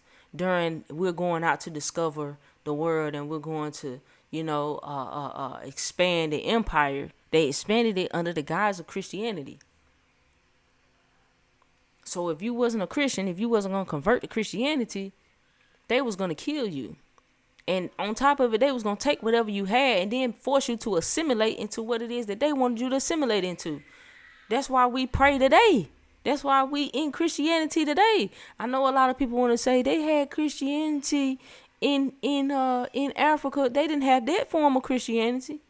That wasn't the Christianity that they had. It wasn't that. It wasn't what they teach you today. It wasn't that. That's not what it was. But that's going to bother a lot of people, because a lot of people confide in that religion. And whether we want to admit it or not, it is a tool of the oppressor. It is what it is. If you believe that is the only means and the only way for you to have a connection to the creator, to the source of divine, then they did their job. That was what they were supposed to do. That was the program, and that is the program. That's why you can't empower yourself spiritually, because you spiritually giving it all away. You giving it all away because it done made you turn your back on everything that is and was you. It made you turn your back on it. So anything that don't fit in that box, you demonize it just the same way them colonizers do. The same way them people do, you do the same thing. Don't you realize anything them people call pagan is they say that because it was pre-colonization? So you just think that their colonizing was necessary for you to be introduced to the creator? You don't think that your ancestors had a connection to the creator prior to white folks? You don't think that? That's kind of out of this world when you think about it. Because like I said, when I realized on the plantation, the preacher worked for the plantation. They worked for the plantation. That was a promotion. That's a promotion. If you became the preacher, that's a promotion. Who do they get to come and settle all the people? Who do they get to come and settle them down? The preacher. Why you think they be calling Reverend Al Sharpton? Why you think they do that? It's not a coincidence. That shit is a tool of the oppressor. I'm just telling you like it is. It's true.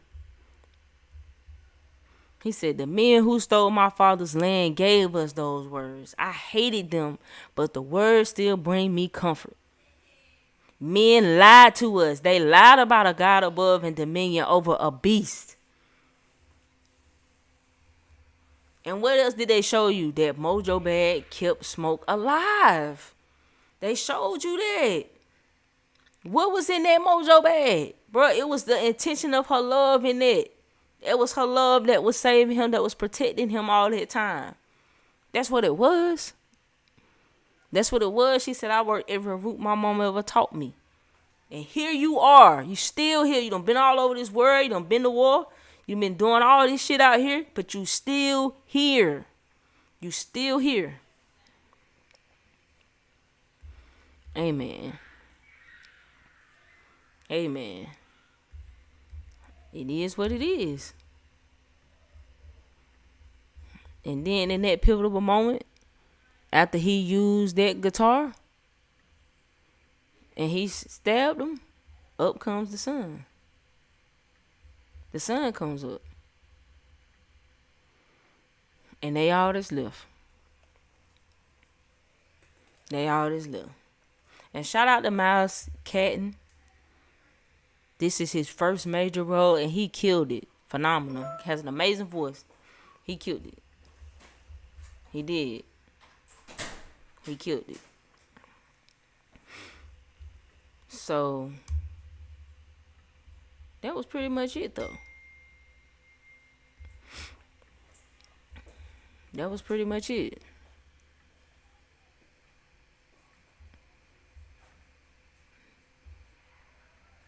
Now, of course, we see, even after dealing with the vampires, Smoke had unfinished business, and he had to get them Klansmen. He had to get them folks. So he had to take them with him.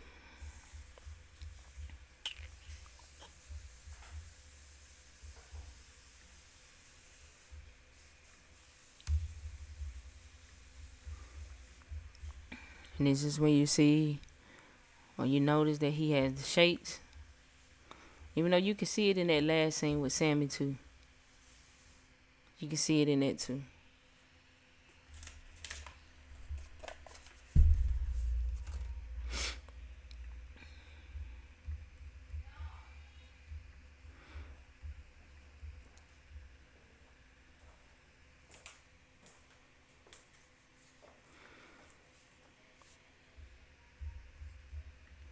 So for the most part,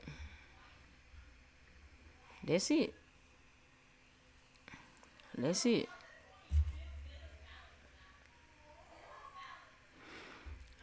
I think Kendrick has enough music prior to being mainstream that went against the system. He still has messages in his music. He just uses the platform how he can. I mean, yeah, but bro, just a capitalist. He's just a capitalist, bro.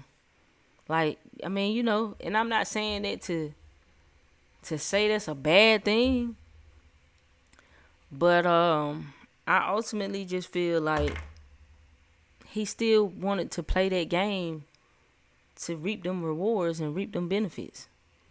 I don't know. I mean, I feel like his best messages, like real messages, was in Section 80. He don't really touch none of that material no more. Good Kid, Mad City was, you know, that was good. It was, to me, this is just all my opinion. It was like his life story. It's like him laying out where and what he came from. To Pimp a Butterfly was probably, that might have been maybe his most conscious work. To Pimp a Butterfly. It probably has the least playback value on it though. Like, you don't really want to listen to that one too much. But I don't know, man. It's hard for me to explain. It's like a lot of pro-blackness is like all still a part of the game. What I mean by that is, it's still a way to like wrap people up in a lot of shit that don't really matter. Like, we think it matter, but in the grand scheme of things, spiritually speaking, it don't really matter. Like, it's still just a way to trap our energy, because it's all about our energy. Like, our energy is what makes everything just go. So we have to fuel everything. And they understand and they know that there always was going to be a shift. The energy has to shift. So just because the energy got to shift don't mean that the people in power ain't going to be the people in power no more. It just means that the people in power are going to go along with what is the shift to still keep themselves in power. You feel what I'm saying? Like, because if I'm being real, bro, like a lot of things 10 years ago that I might have been heavy on the knowledge or trying to tell people about, I don't do it no more, because that shit don't really matter. Like, because if you just keep going, like if you keep going in the knowledge, and I'm saying the knowledge that's really hidden, not like The spirit, I'm saying the spiritual shit, if you really keep going, like you just realize a lot of this is just to strengthen the illusion and to keep you indulged in the illusion instead of being about what's really real. You know what I'm saying?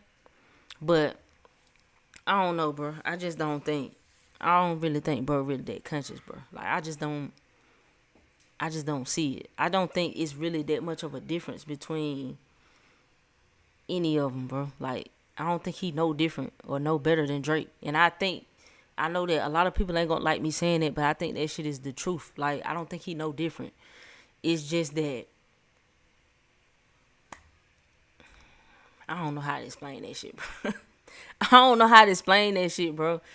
But I know the people ain't gonna really like it. And it's just because of who Drake is. It's because of what he is. It go back to his own bloodline. The fact that he half Jewish. Like, I can't explain this shit, man. I mean, I guess I could, but it's a lot to go into. It's a lot to go into, bro. It's a lot. Yeah, it's a whole video separate on its own, man. It's like, even when it comes to like, bro, like Pan-Africanism, like, listen, like a lot of things I learned, a lot of shit that I learned in it was vital in me healing the oppressed part. Like everything they told me what I'm supposed to be, it was necessary, but I had to move past it still because I still had to realize it's still a part of the game. I don't know if you gonna get where I'm going with it, but it's still a part of the game. It's still. Yeah, I mean, like I said, bro, I give. He being used as a tool. You know what I'm saying? But that's a whole nother video. That's a whole nother conversation, bro. I really don't even really want to get into it right now because that's how we can be tricked. It's just like with Smoke feeling like the only way for Sammy to be righteous was to go to church. I feel like it's the same thing. Like, it's the ideal behind it, but that don't necessarily really make it right right, the only righteous thing for Sammy to do was to be true to who he was. You see what I'm saying? That was the only right thing for him was to be who he was. To not be who he was, to go against himself would be sin. Because he not being who he is. The idea behind thinking music is this and music gonna be that, it's the same idea behind thinking church is gonna give you this or church is gonna give you that. It's the same thing. It's just the flip side of the coin. So I feel like the whole right and wrong clause, that whole moralism clause, religion got us caught up in, is what really got us flipped.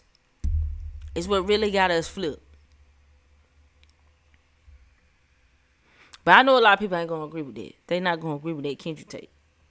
But yeah, I'm just not that impressed, bro. I'm not impressed by none of that. It really, I had to not allow it to make me, bro. I had to look at it in the opposite way. A lot of people looked at the whole situation and was like, it made me like Kendrick more. And I had to not allow it to make me not like him less. That made sense. Because it made me like be like, damn, bro, so you out here just playing this game too. You out here just doing the same things to be backed by the same machine. How is it? Because real consciousness, real shit for our people that's gonna empower and awaken our people is not gonna be supported by no machine under no circumstances. It's anti-establishment. So if the establishment is supporting you, you must be doing something that they want you to do that is helping them. It's B.O.B. When they basically kick you out of that niche. When you become B.O.B. Yeah, like B.O.B. You're really going against the establishment. Yeah. I look at somebody like B.O.B. who a lot of people don't even know he still make music. Because it's like he completely fell off, but he didn't fall off. He still made music. He still made dope ass music. He just not gonna be pushed by nothing, man. Nothing mainstream is gonna touch him. Like nothing mainstream is going to support B.O.B. They not gonna put him on no platform. He has said too many things that's disruptive to the establishment for them to ever push him. They will never push him in that capacity, not ever. And unless he got millions of dollars to put behind himself, we not gonna see him in the same capacity that we saw him prior to the whole NASA thing.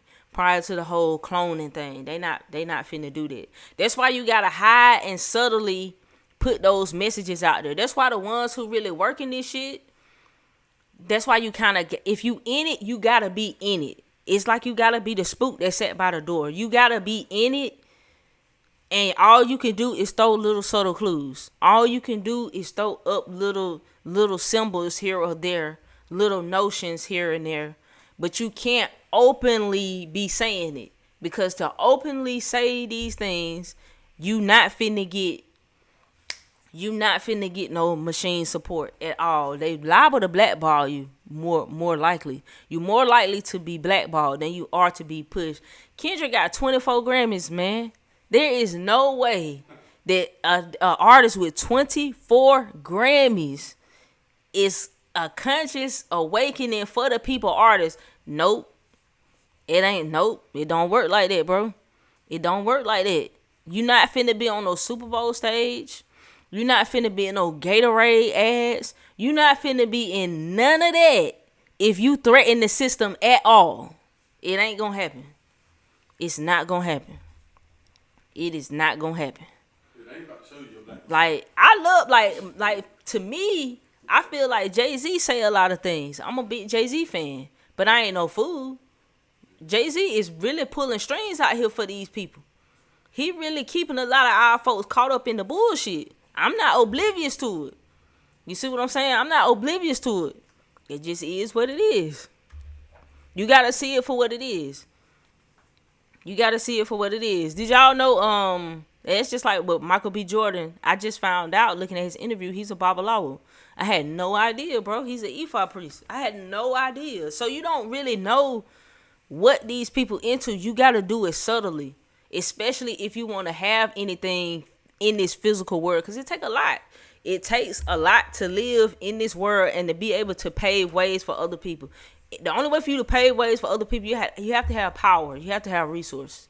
And they're not going to openly give no power and give no resources to people who are openly anti-establishment.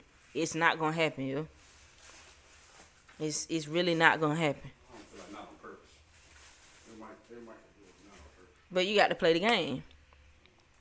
You got to play the game. You know what I'm saying? You got to play the game. Bob Marley, Tupac Shakur. Well, they say that's why they killed Bob Marley.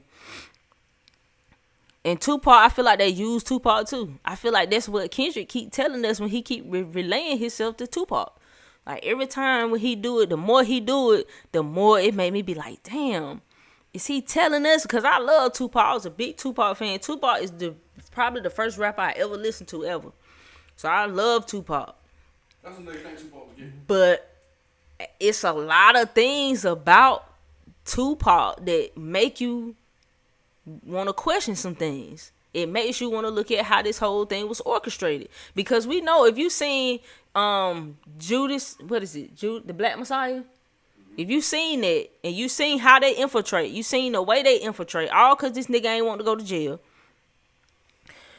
The way that they do it, they do that shit in everything. They said there can never be another Black Messiah. Never. They said they can never be another Black Messiah. And then they'll trick us and give us somebody that we think is for us. Just like Martin Luther King. They will trick us and give us some. Do it. Listen, y'all.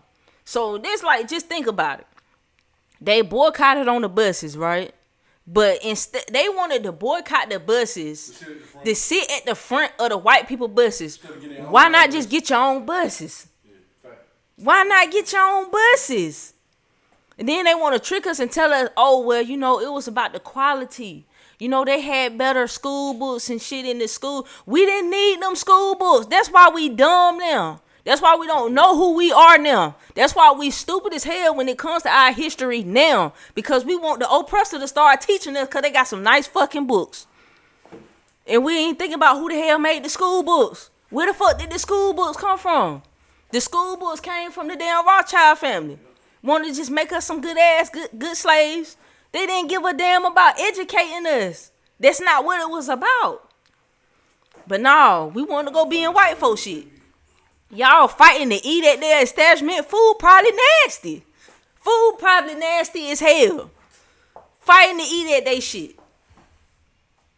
Don't make no sense. That's how they trick us. That's how they trick us, man. They trick us with all this shit. And it's always somebody that be looking like us. It's always somebody that be looking like us, leading us into that bullshit. That's how they do. Get somebody to come in and lead us to some bullshit. They'll get us fucked up every single time. That's what it be. But see, I feel like the only reason why they went against Drake anyway is because it's on the same shit that like happened with Michael Jackson. Like, he probably owned more Universal than Universal if he really got his catalog. Like, the way, how much this shit costs right now. Yeah, his catalog is worth that much. Yeah, that's what I'm saying. Yeah. So it's like... He did a lot. He changed the whole... Jewish, he's still a nigga, and they ain't about to just give a nigga that much power, give a nigga that much. Yeah. Like, that's what that shit come down to. Yeah. And people fail to realize it. Then with him even going up against them, it's just like with, what was the lady that got killed? Angie Stone. Angie Stone. Everybody was boo-hooing about Angie Stone saying what Universal did to her. But y'all don't understand why the nigga suing Universal. But see, they use your hatred. That's why I said all that shit is a ploy and it's a trap, bro. Because they got your mind caught up in the bullshit. Because you too caught up in the fact of, like, y'all don't think, like, think about all this shit is psyops, man. Even when you got, like, even, like, Kanye, bro, like, even listen, yo. All this shit is psyops, yo. To get us to think and perceive and to look at something in a divisive type of manner, yo. The way, like, that's crazy. See, like, okay, so when you look at Kanye and all the knowledge that we know this nigga got to just be where he at right now, like, none of this shit. It's just like he just all of a sudden just, I don't know, it just was like a retraction of knowledge, of understanding of everything. And he just went back to Christianity. It's like he went back to being a slave. Yeah. In a lot of ways. Yeah. As far as knowledge. But even though he say I'm a guy and all this other stuff, but it's like, I don't know, I just feel like he went backwards. I agree. My favorite Kanye era is the Hey-Root era. Yeah, in fact, mine too. That's my favorite era. When that nigga had that big K-Root on his chest, yeah. Like, you on to something. I was like, you on to something. You on to something right now. But it's like he said, went backwards. Like, all them, like even like okay, so just like remember we was talking about the other day. You know, they said the same thing about famous Jazz Jackson about him being what you call him priest too. Yeah, Ephod priest. Ephod priest. And they say he killed himself. Yeah, I don't believe he killed himself. Yeah. I don't believe that. Yeah. You feel me? Like, it's so easy for them to get rid of people in the industry. Right. They can make it look like drugs. They'll make it look like suicide, or if they can't get to them in that capacity, they'll just destroy their character. They'll just really humiliate them to bring them down a notch and then you discredit them. So that's what it look when you make somebody crazy. So you know they crazy, you know they off, you know they got little mental issues. So you discrediting them. Like Kanye is like, I don't even know. Like, that's because he's still doing their job, man. And I feel like he uses their practices. He tell us a lot. He talks too much though. There's one thing about them Geminis, they can talk too much. He talk too much. He'll drop some truth every once in a while, but he do so much outlandish shit that when he do drop some facts and truth, it's like most people ain't even gonna be able to get and grasp it anyway. Yeah, they already done dismissed him. Yeah. They're like, man, this nigga just crazy. Yeah, they already done dismissed him. Cause shit, even when him wearing them KKK was like, that's some more shit. Yeah, some more shit. Really that, you know, our people used to do anyway. Mm-hmm. Like everything the KKK got, them niggas stole from us. They call themselves Muslim names and all types of shit in their lives. You know what I'm saying? Yeah, but see, that's what I'm saying. That's what they do. They take shit and they pervert it. They take things and they make it into something that it triggers us from trauma, and then we don't know how to get past it. So I understand, you know, with the whole Klans thing, even down to the Nazi symbol. But that's a stolen symbol. Them Nazis ain't come up with that shit. Like, they did not come up with it. That was around long before Hitler. But they took it and they perverted it. That's just what they do. At one point in time, Ethiopian, like this shit have been all over. That's what they do. They pervert shit. So you gotta be careful when it comes to them vampires. Cause they just that's all they trying to do. They just trying to eat off your energy. They just trying to eat off your light. That's what it is. That's why he sang the song at the end of the credits. This little light of mine. So his light, he wouldn't be shining his light if he didn't play no music no more.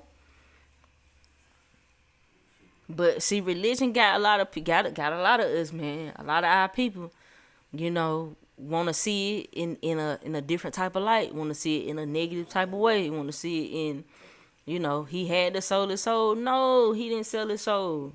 He didn't sell his soul. That was the whole point. That was the whole point of it. Yeah, I was about to say, if he would have sold his soul, he would have still ended up becoming a vampire, even at the end. And people do not live to be old that sell their soul. You don't get to live long. You don't get that. That's not how that works. You might get 10 years. That's about it. You get about 10 years. And then they coming for that ass. Supernatural. It's that supernatural. Hey, like Bobby said though, he said supernatural got everything in it. It got everything in it. It touch on every facet of anything supernatural. They even went so far, bro. They took it back to the origin when they brought out the darkness. They had them niggas going against God, bro. Like that's how deep it is. You never seen Supernatural, and you into this type of thing, you gotta watch Supernatural, yo. You gotta watch Supernatural.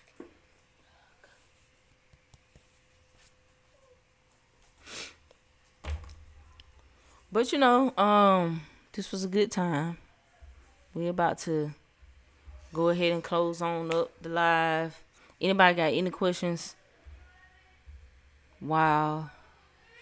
Before we wrap it up, got any questions?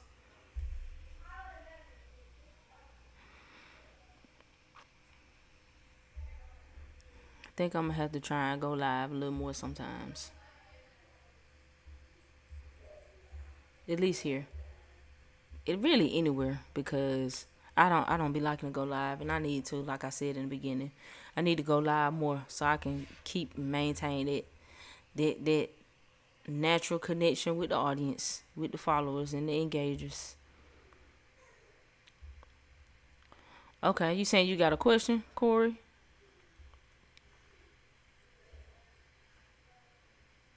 Yeah, I feel like you should have went live with Instagram and what's called connected. I thought about it, but I didn't. I couldn't. I mean, you can, but I gotta set all that up and do all that. I might just post it up though. I don't know.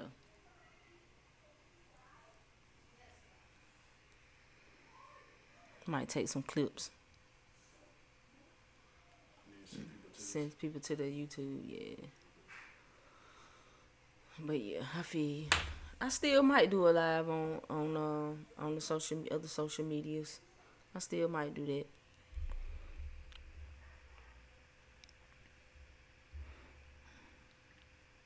Okay. I see you were saying I do, Corey, but I don't know what you're referring to. You saying you do? You watch Supernatural? It's one of my favorite shows. Shador Sanders getting picked at 144th, and how everybody's attention was into it. The same thing. I feel like the whole Shador thing was just to humiliate him. It was to humiliate him and to try and humble him, because they don't like when you shine that bright like that. They have to control that. They need to control that. You can't just go out and do what you want to do. Yeah, and tell them, like, they were saying that what they were saying happened in the background with him even winning the team. Basically, he said he wasn't going to sign with one of the teams. He was going to pull, like, some Eli Manning, Bo Jackson. Yeah, and Deion Sanders said it too. He said if he got drafted somewhere he didn't want to go, that he would intervene. They would intervene. But like I said, like you Yeah, just so said, Eli Manning did that, and his father was very involved in Peyton and Eli being drafted. yeah. Then nobody have That no man sure he problem. went where he wanted to go and everything. Nobody had no problem with But Archie the Manning white doing man, it. we already know No, how the right, game is played. exactly. That shit a plantation. That's The what the NFL NFL is. is a big slave plantation league. Granted, a lot of sports is like that. Period. I'm not gonna say the NBA is that much better, but at least they have the optics that it look like it's a more of a players league than it is an owners league, and it's probably because a lot of those owners of these football teams, they go back years and years. Well, You know what I'm saying? Yeah, it's old money. You looking at the NFL from the time of its origin. See, the NBA was a struggling league, and they had a lot of people that bought into that league coming into the 80s and 90s. Then it spread. So it's a little bit different when you're looking at the NBA, but with the NFL and the way those owners are, they gonna stick together. And when they came, and when they felt slighted, they bound together to make sure that they wanted to try and humble and humiliate him. That's what they wanted to do. Look at the boy stats, man. Yes, 144 also is a spiritual number, very spiritual. So I'm hoping that he gonna make them pay. That he still has a good career. I'm pretty sure a lot of people gonna be buying his jerseys. He's 5 quarterbacks. Yeah, they made it hard for him purposely. They purposely made it hard for him. But yeah, 144 is a spiritual number because you got the 144,000. And it's really could be looked at like a frequency. It could be looked at like it's connected to the chakras. But that is a very spiritual number. Even Kabbalistically, it's a powerful number. But yeah, man, they don't like to see no black father trying to look out for their son. They kind of did the same thing with LeVar Ball. You know what I'm saying? He had to fight tooth and nail. Man, that's something you know about how Deion Sanders' son's mother is. Their mama real like Pillar. She Well, she was in Pillar was in she was in a Moorish community at one point. So she was on a Moorish wave at one point in time. And I think all this was like pretty much like documented because they had a TV show back when they was kids. So for one, when you look at it, them kids have always been primed for the spotlight. They've naturally been prepared for that. And I think that his attitude, the way they say, I would think that's the type of attitude that you would want a quarterback to have. You know what I'm saying? He needs to be confident. He needs to have, he needs to see that in himself. It ain't like he don't work. It ain't like he a player that don't work and don't have the talent. He might not be the greatest talent we've ever seen, but he is talented. He is skilled. You know what I'm saying? He don't cut slack on his work. His father taught him work ethic. You know what I'm saying? They work when it comes to the game.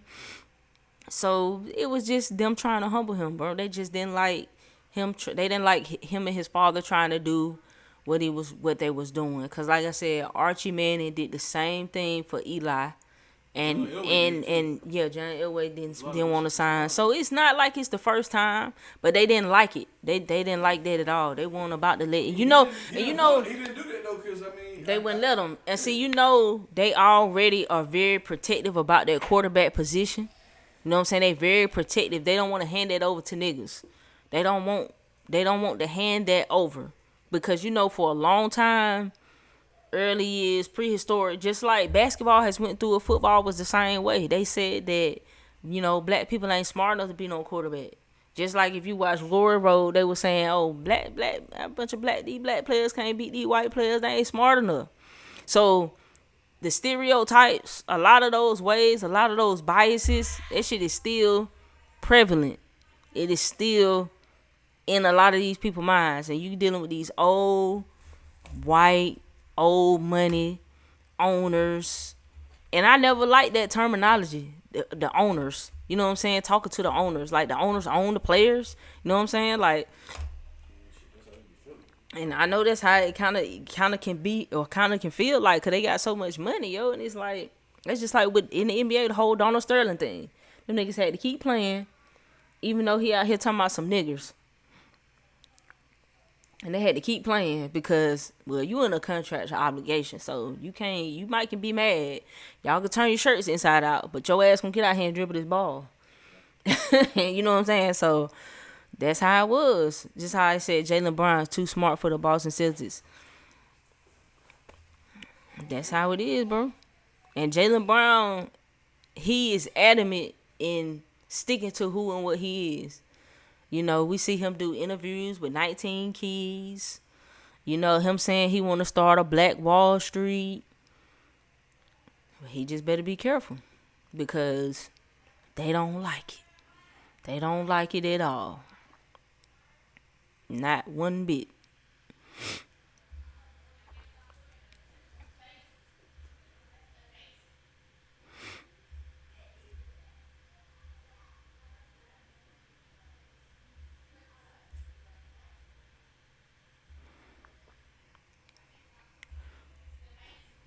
So, alright, but I'm gonna wrap this up, y'all. It's been a pleasure building with y'all today. You know, I hope y'all enjoyed the breakdown discussing Sinners. If you haven't seen it, go check it out. It's a really good movie. I'm in support of it. I like it. I like to see us creating original stories, speaking on our, you know, culture, our roots, you know, doing something other than the typical portrayal of us, you know, the basic shit, you know. So to see the hoodoo in there, to see, you know, the varying perspective when it comes to religion was refreshing. I enjoyed it. I thought it was a good movie. Like I said, I saw it twice. But if you go see it, keep some of these things in mind that I talked about. You might see some more things, and if you do, you know, come back and drop a comment and let me know, because I'm pretty sure the next time I watch it, there's gonna be something that I realize I missed. So that's a wrap for today. I appreciate y'all for tapping in. Make sure you like and subscribe to the channel if you're not already. Peace.